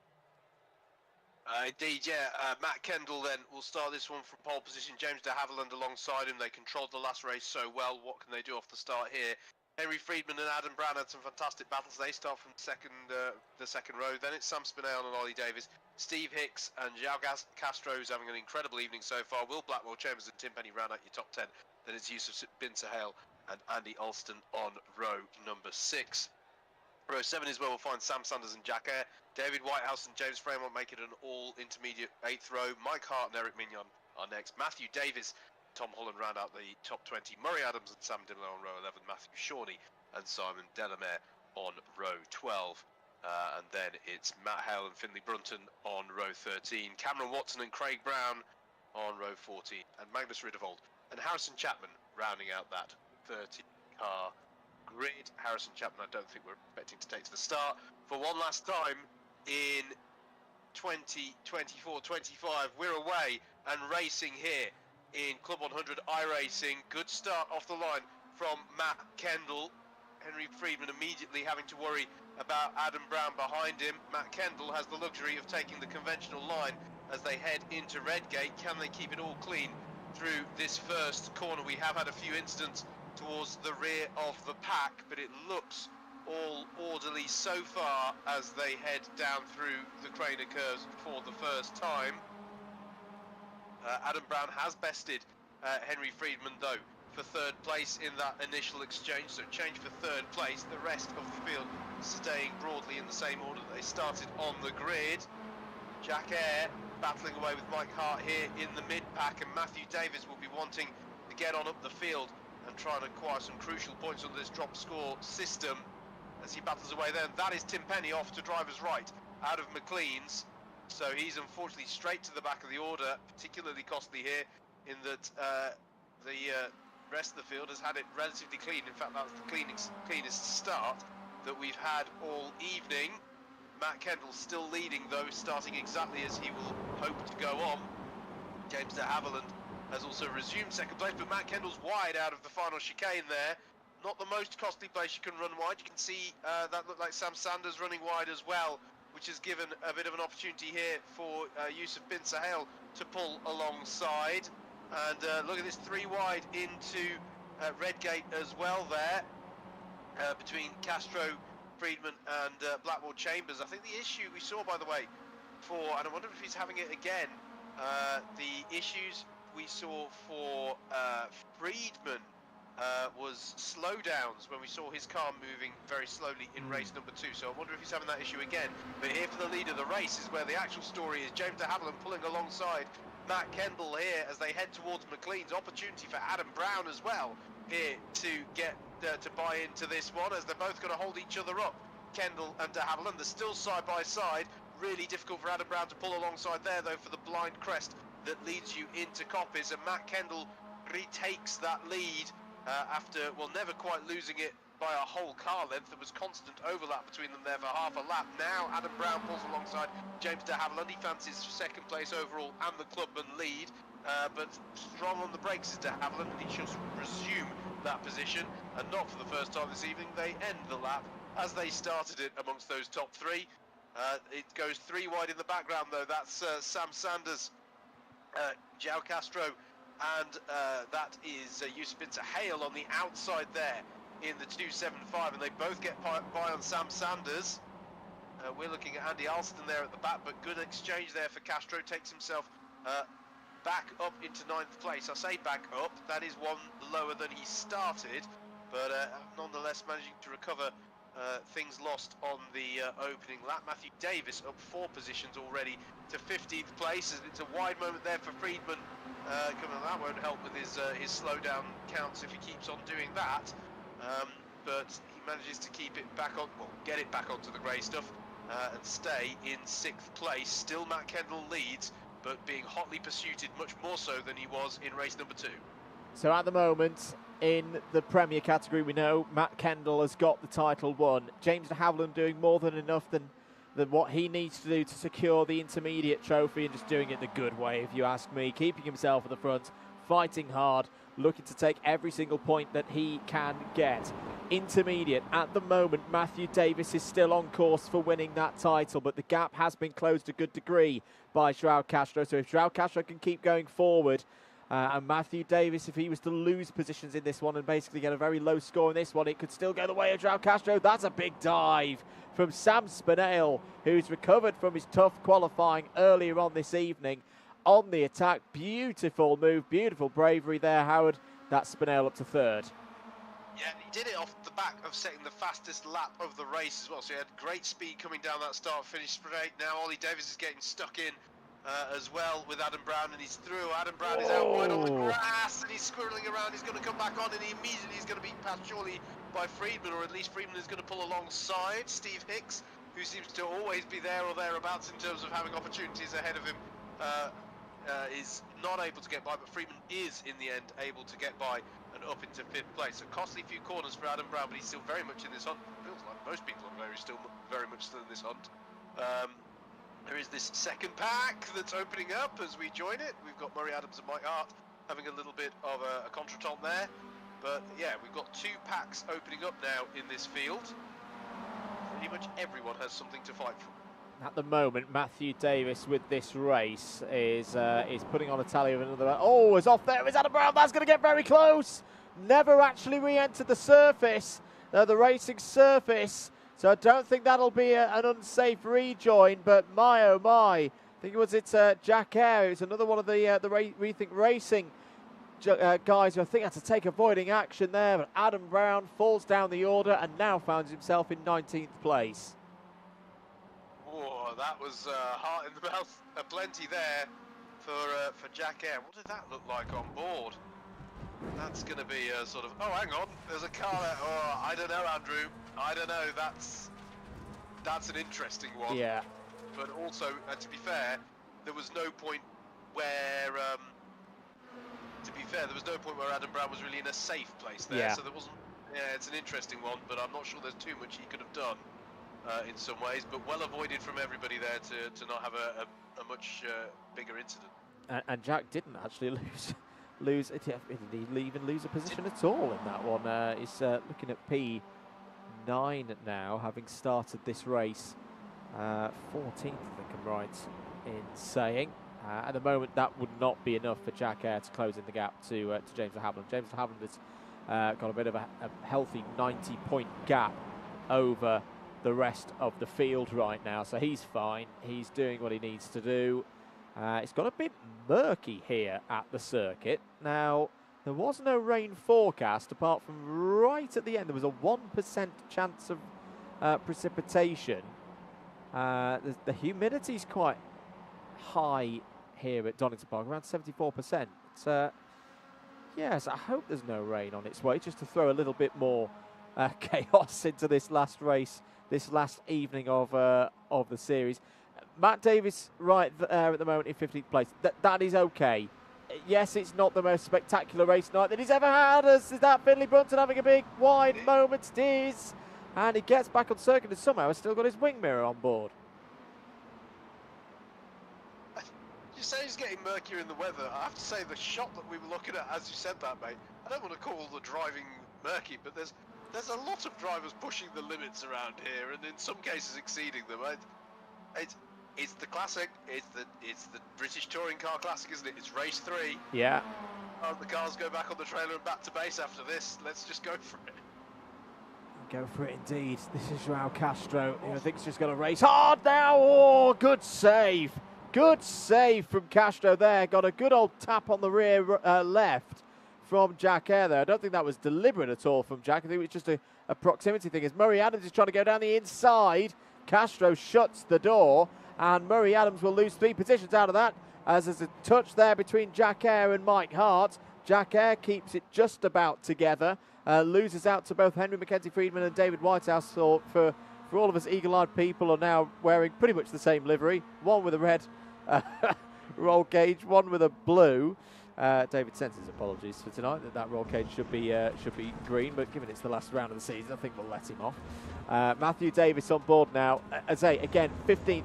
This is fine. This is absolutely fine right now. The strange way in how drop scores can work right now, having already accumulated the same number of points from his first 2 races as he had in his previous worst or next to worst MX5 round.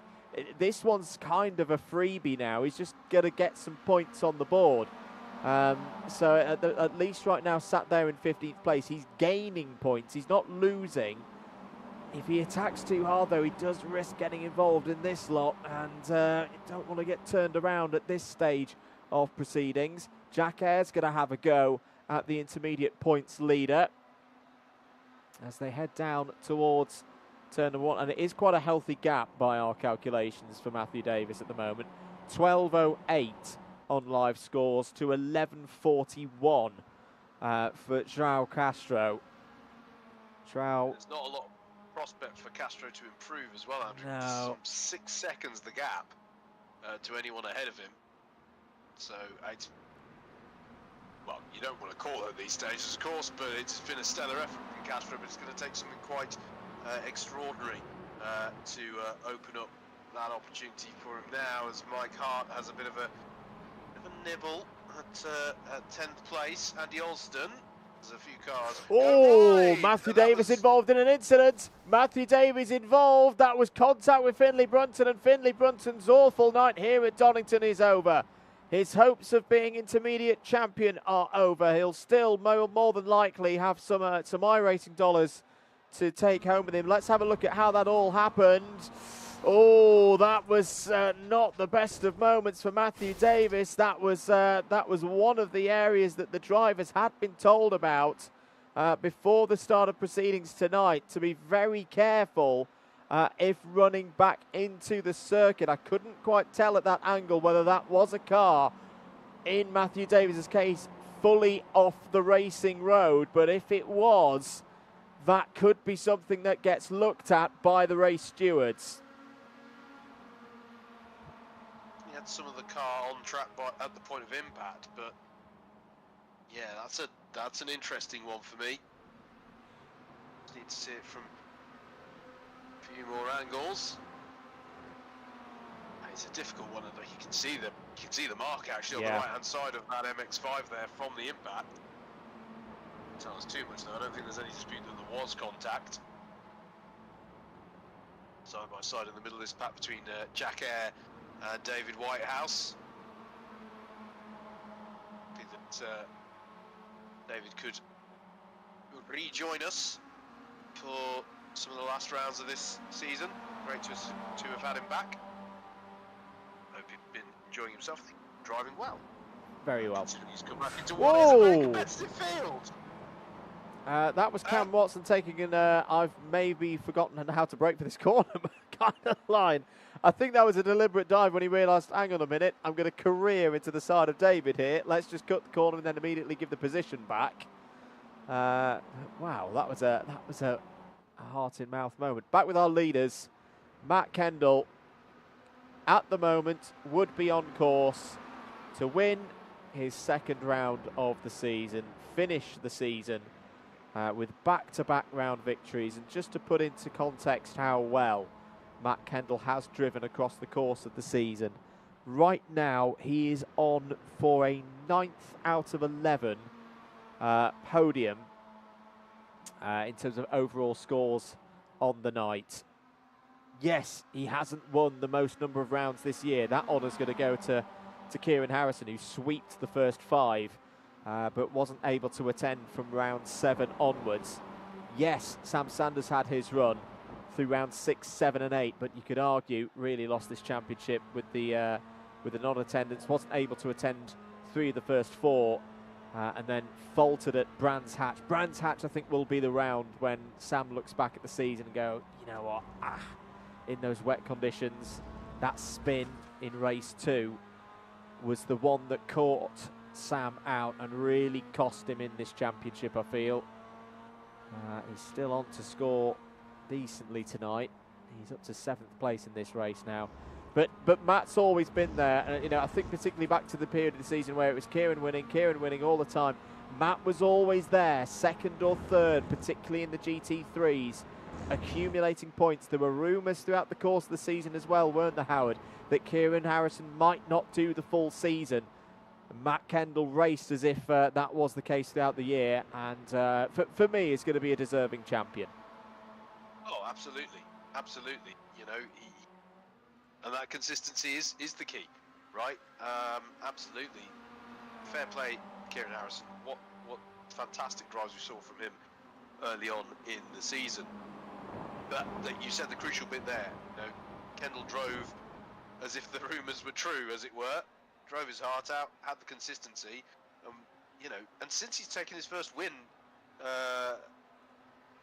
you know, round win, he's driven so well the last few rounds. There's a dive for second place. Sam Spinale bowled on the brakes into Redgate, and Ollie Davis, who by the way is having a brilliant drive here in the last race of the night, side by side with de Havilland and through and up into third place. Yeah, and that's a sensible move, I think, on both parts. Ollie Davis, you know, he's not going to be able to get the Clubman Championship win. He's not going to be able to get the free race from CLUB100. But there's still some iRacing dollars to play for, and he could still take second place of those in Club. And as Murray Adams has been off the road, unfortunately, he's now down into 20th place. And for James de Havilland, he knows I think he's got this 1-1. He doesn't need every single point now. This is what happened to Murray Adams. Oh, there might have been a little bit of a touch there with Cameron Watson. Oh, there definitely was a touch there between Adam Brown and Mike Hart.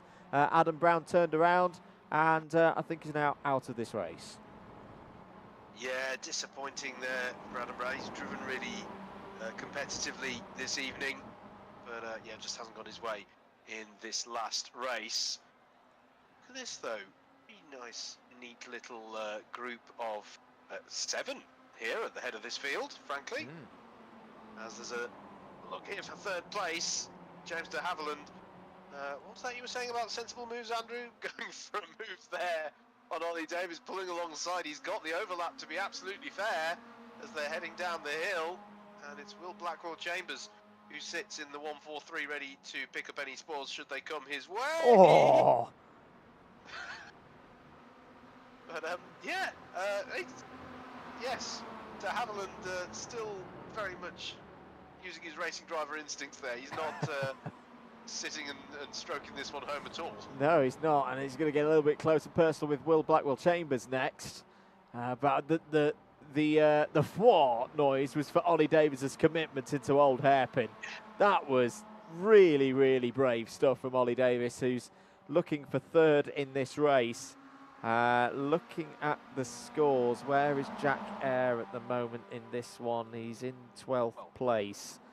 So he's lost positions from the last time we did a little bit of a points update. I think Ollie Davis is going to take second place in the Clubman Stakes here, which for those of you wondering, well, what does that account for? That's 25 iRacing. He's earned himself $5, gone from 20 to 25 for finishing from third to second in the Clubman category. The winner not only gets a free race courtesy of CLUB100, as we have a look at a moment with Matthew Shawnee, who, by the way, is well on course for taking the rookie honours. That was him getting past Simon Delamere. But I should say about Simon, I've not been ignoring, at least in my mind, how strong a night Simon Delamere is having. I think there's been a problem for David Whitehouse, I can see, falling down the order. But Simon Delamere currently ranked 22nd in this race and has been consistently in and about there and on pace with the others, which hasn't always been the case for Simon across the course of his CLUB100 iRacing career. So genuinely, this is one of the strongest nights I think we've seen from Simon Delamere in that 307. Yeah, agreed. I mean, that was significant of that move was the change of lead in rookie, for rookies. So, you know, that just underlines, you know, Delamere contesting for that lead in rookies. And yeah, he's had a really strong evening tonight. I agree, Andrew. Another example of the many examples we've had in this championship over the years of drivers growing and gaining that confidence, gaining that pace. Which is always fantastic to see.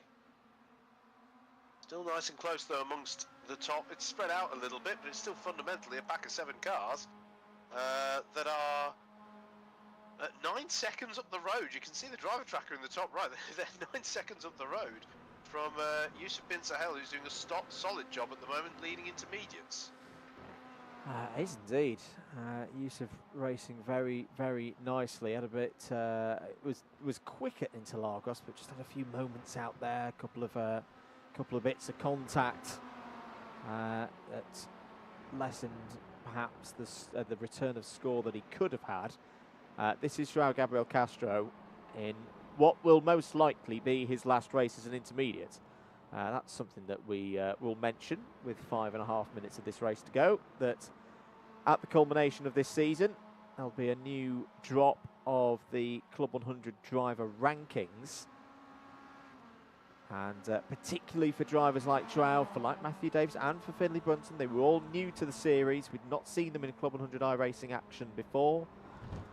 They have properly proven themselves over the course of this 11 rounds. They'll get some club rating points, and I think we'll see all three of them transferring into, at least as how the drivers are separated at this particular moment, into a clubman category of the future. Give them an opportunity to race up against the likes of James de Havilland. Well, that's if James de Havilland stays in the club, and he could be moving up to Premier, but particularly the likes of Ollie Davis, Murray Adams, Michael Weddle not here tonight, other drivers who've scored well in clubman this year. It will give those top running intermediates the chance to properly test themselves against that slightly higher level without having to go all the way to testing themselves against a Matt Kendall or a Kieran Harrison or a Josh Ladd as well, who's raced with us before. You know, they are some of the top iRacers, not just in the UK, but arguably in the whole of Europe, if not the world. It'd be a bit unfair. Oh, Will Blackwell Chambers gets a big kick of curb. Will lose a spot for his troubles as through goes Sam Sanders, but particularly well held with that piece of grass to driver's right, coming up to Will pretty quickly there, Howard. Yeah, absolutely. Good little battle that they've been having at the back of this pack. I've lost them a bit of time, though. It's worth saying, Sam Spinale, second place. Very fast in this first sector of the lap. Always gets very close at the bottom of the hill here to Matt Kendall. But Kendall controlling this one still very nicely. We enter sort of end game for this race. What a season it's been to bring us to this point. Thoroughly enjoyed this one. I think, Andrew, that the highest caliber of racing that we've seen in Club 100 iRacing. I mean, you and I have been spoilt for choice to try and think of races of the year and moments of the year. Couldn't agree more that the exchange we saw earlier this evening was in terms of a sustained battle, one of the absolute best. But to an extent, it's you know, it has to be extremely good for that, because it's almost becoming the norm in this series. It is fantastic to see how good the competition is here. You have a prime example here. We go into the closing stages of the season's racing. Bit of breathing space for our top three, but then there's another pack of de Havilland, Sanders and Blackwell Chambers who have sorted out their differences for now as well behind them. Steve Hicks a little way off the back of them now, maybe dropped a couple of seconds, but if they start fighting ahead of him, bet quite a bit that he'll be back in on the case as well. Before we get on to the final lap, mate, I just want to give a couple of shout-outs for really good drives in this race. Craig Brown up 11 places to P17. Really solid run. He's gained 4 places in class as well, so he's into the top 5 of those in the intermediate, into the intermediate class. That's the ones with the green little tags next to their names. And in the next position up in that subclass, Magnus Ridevold plus 15. I really hope we see Magnus back, because we've not seen him on a full season, and it was his first time in the competition as well. And you always see drivers come in and have some growing pains and maybe take a round or two to get used to how everybody races and the formats and all the rest of it. But since he's got through that growing pain, Magnus has been fantastic. And again, we'll see whether he gets promoted up to a clubman, because of course drivers' recent recorded I ratings are taken into account as well. So if a driver's had a particularly big growth and spurt in iRacing, that can see them change category as well. But if he does stay in intermediate, if he does stay in that development class, as it were, I think Magnus Ruddervold will be a really, really fearsome competitor if we did this kind of season again. Full credit to him fighting back after that moment on lap 1 of race 1. He's now back up into the top 15 and fighting off the likes of Mike Hart and Murray Adams, two very experienced drivers. Yeah, absolutely, mate. I didn't actually, for my sins, I didn't actually catch if it was white flag for this lap or not, or if we've got another next one time to round. go. Yeah, next time round. It is going to be next time round, isn't it? But yeah, no, brilliant, brilliant drives. Couldn't agree more. I think Ruddervold will be one to watch. I do hope we see him again. I hope we see all these drivers again. It's been a fantastically supported season. Comes down to this last lap. Steve Hicks has fallen a little bit off the back. These 6 can throw caution to the wind here, and Sam Spinell's going to go for it into Redgate down the inside. Can he keep that one within track limits, and can he hold off the switchback? He can, but it's with a bit of a bump. Ollie Davis is going to have more momentum therefore down the hill. Spinell tries to break away through the crane of curves and towards the old hairpin. James de Havilland and Sam Sanders and Will Blackwell Chambers still in this fight as well. In fact, that looked like Blackwell Chambers getting by on Sanders. Indeed, it was for 5th place as they head up the hill to McLean's for the last time. Sam Spinell with a little bit of a break though. That's exactly how he would have hoped for the first half of this last lap to go. Got to keep it together. And Matt Kendall's getting a bit swamped towards the back here. Will Blackwell Chambers now pulling alongside him. I tell you what, we could have a Club 1-2-3 here for the final race of the season. Sam Spinell has not been on a full programme so far this year, but in these last 2 rounds, he has been absolutely magnificent in race trim. Ollie Davis looking for a race win as well. Ollie's down the inside. Are they going to touch? They're both off the road, through the gravel, through the grass. Sam Spinell's going to have to give the position back here. Is James de Havilland going to take a win? He's going to take it properly this time. He had one, walked back at Imola. There will be no debate about this one at Donington Park. James de Havilland goes from 3rd to 1st in the last corner. Matt Kendall, your champion in 2024-2025 season, takes his place alongside Josh Ladd and Kieran Harrison as recent champions in the Premier category. James de Havilland will take it in Clubman. It'll go to Matthew Davis in intermediate. Matthew Shawnee will be your rookie champion. He has finished the season as he started the season. He had a bit of a wobble in the middle, but he made it through. There's been an almighty coming together on the last couple of corners involving Tom Holland. I think Sam Dimolo in there as well. David Whitehouse was also involved. I think a couple of drivers are just giving positions back at the end of this to avoid any penalties. Bit of a bizarre one there. Sam Dimolo's going to head down pit lane. I think Craig Brown has stopped before the finish line. But James de Havilland takes the victory. Matt Kendall 2nd, Davies 3rd, Sam Spinell finished 6th. He entered the last corner, Howard, in the lead and didn't even get a top 5. That just shows how close that one was. Yeah, absolutely brilliantly. Brilliant finish there. Battling through to the very last moment, wasn't it? Brilliant, brilliant stuff. Well done to our champions and all of those who are getting the iRacing dollars as well. Yeah, well done to all of them, and a bit of few. That's what we like to see from the champion. There we go. That's how it's done. There should be no investigations or fines issued for those donuts. No, we will not be having any of that. In the end, I'd say you should stress all of these results are provisional. 1,842 points is what Matt Kendall will finish on. His drop scores will be round 2, the first Mazda's round. He will drop round 5 from his GT3s, and then I say this is always a sign of. Sorry, no, his worst MX5 round was a 162 at round 7, but his 166 goes anyway. It's his 3rd drop.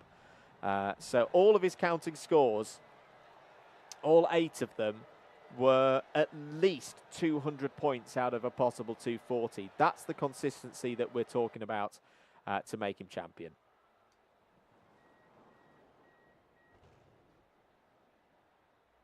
It's brilliant stuff. Brilliant stuff, and brings the end. Brings us to the end of a fantastic season. Yes, all confirmed results will be on the SimGrid page, Yes. will they not? Yes, they will be. So that is the place to go for the confirmed results. And we didn't rehearse this bit, mate, so this one's a bit weird for us. But yeah, yes, that brings us to the end of a bit of an era. It's the last. Well, we always have introduced, or very often introduced, as DDMM HQ and Outpost DDMM, haven't we? And both of them are signing off tonight. Both of them are. I say we've got people signing off tonight. We've got an end of a season. We've got buildings signing off tonight. It really is a bit of an end of an era. It really is, mate. It really is. I don't want to. It is. Yeah, to confirm for the audience. Don't worry, Mr. Mather's still sticking around. He's just moving the HQ. Just moving it, yeah. He's taking the. I'm hanging up the Literally headset. tomorrow. It's moving about 40 miles down the road, and it won't have internet for a while. So thank goodness that we've got the season wrapped up now. Yes. Yes, absolutely.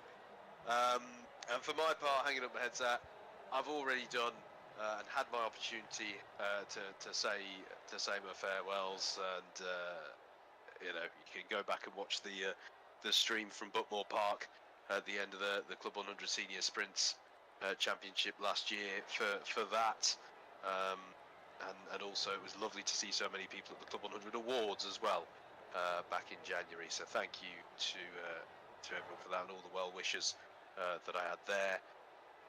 And indeed, people in the chat tonight, the competitors. It's been a pleasure, and indeed, Mr. Mather, as ever, a pleasure to commentate alongside you, buddy. So yeah, I won't do the full on speech I did earlier. I've already done that back in November. But thank you, everybody. It's been an absolute pleasure. I'm sure it's not goodbye for good, but it is goodbye for now. But yeah, thank you to all the competitors. I'll hand it back over to yourself, though, mate, to close out from DDMM HQ. But thank you to all the competitors over the years to commentate on you all. You've done some great racing. It's been an absolute barnstormer. It has indeed.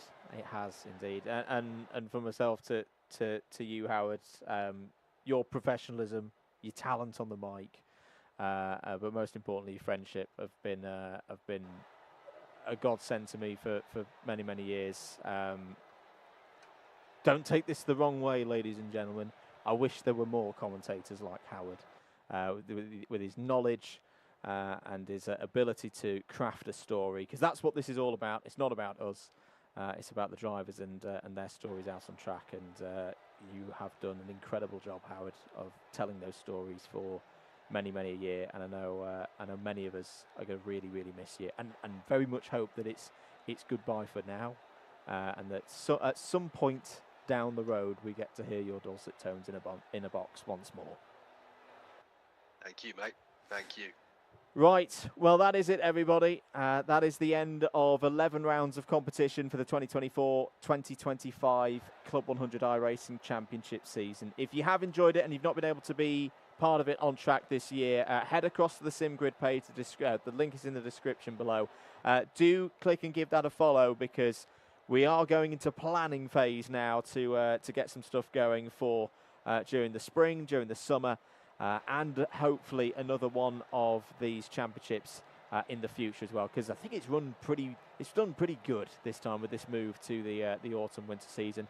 Congratulations to Matt Kendall, to James de Havilland, to Matthew Davis and to Matthew Short. It's all been the Matts this year, apart from James de Havilland winning our titles. For Matt Kendall, James de Havilland and Matthew Davis, they'll be getting some free track time, courtesy of John Viger himself, for some CLUB100 racing later on this calendar year.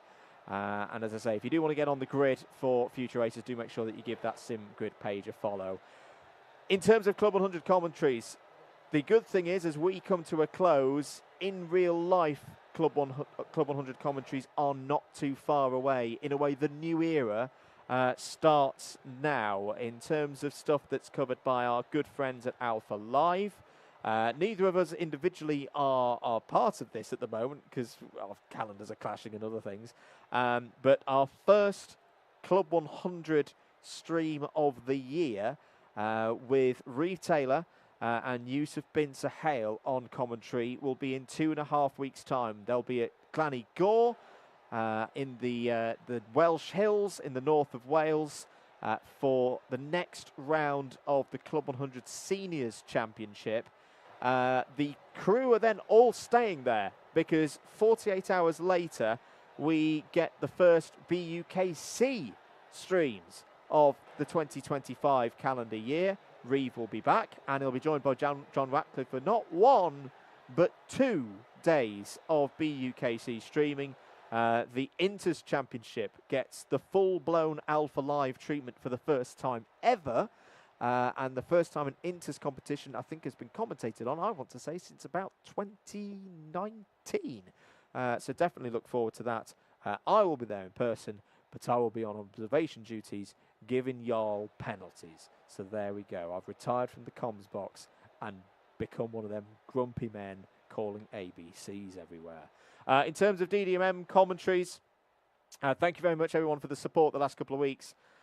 Doing things out in Spain with Gedlick racing for their winter series, being at Circuit de Catalunya, Circuit de Barcelona Catalunya to give it its full and proper name, was brilliant last weekend. We're back there again this weekend on Sunday for the 6 hours of Barcelona and TCR Spain. If you've missed any of the racing from Barcelona or from Aragon, if you have not watched the third race of Formula Winter Series from Aragon, once we've signed off here, it's its own separate video on Alpha Live. Go and give it a watch. It is a proper humdinger. Also good luck as well from DDMM HQ to everyone competing in the British Rotax O-Plate this weekend. Unfortunately, I can't be in 2 places at once, but you will have the very capable hands of Henry Baudet and Anthony Jordan giving you the lowdown for everything at PF International there. Fear not, I will be back into my usual recent post of British champs for the Miami O-Plate in a couple of weeks' time. And then we'll be into April, and there'll be lots of British kart championship stuff and some RGMMC along the way. That is pretty much all from a DDMM perspective for now. Howard, any last words before we sign off for the evening? I think we've said it all. Just a massive thank you to everybody I've had the pleasure of meeting over the meeting of. We've messed at the last bit there. Try again. No, thank you. I'll try it again. We'll scratch that bit. It's fine. It's fine. We're not live. Thank you to everyone. It's been a pleasure to all over the years. Such amazing friends. I will stay in touch. I will see you all again at some time. Thank you, Mr. Mather, and let us rejoice, everybody. The PC hasn't overheated tonight. We got through the stream. Thank you very much.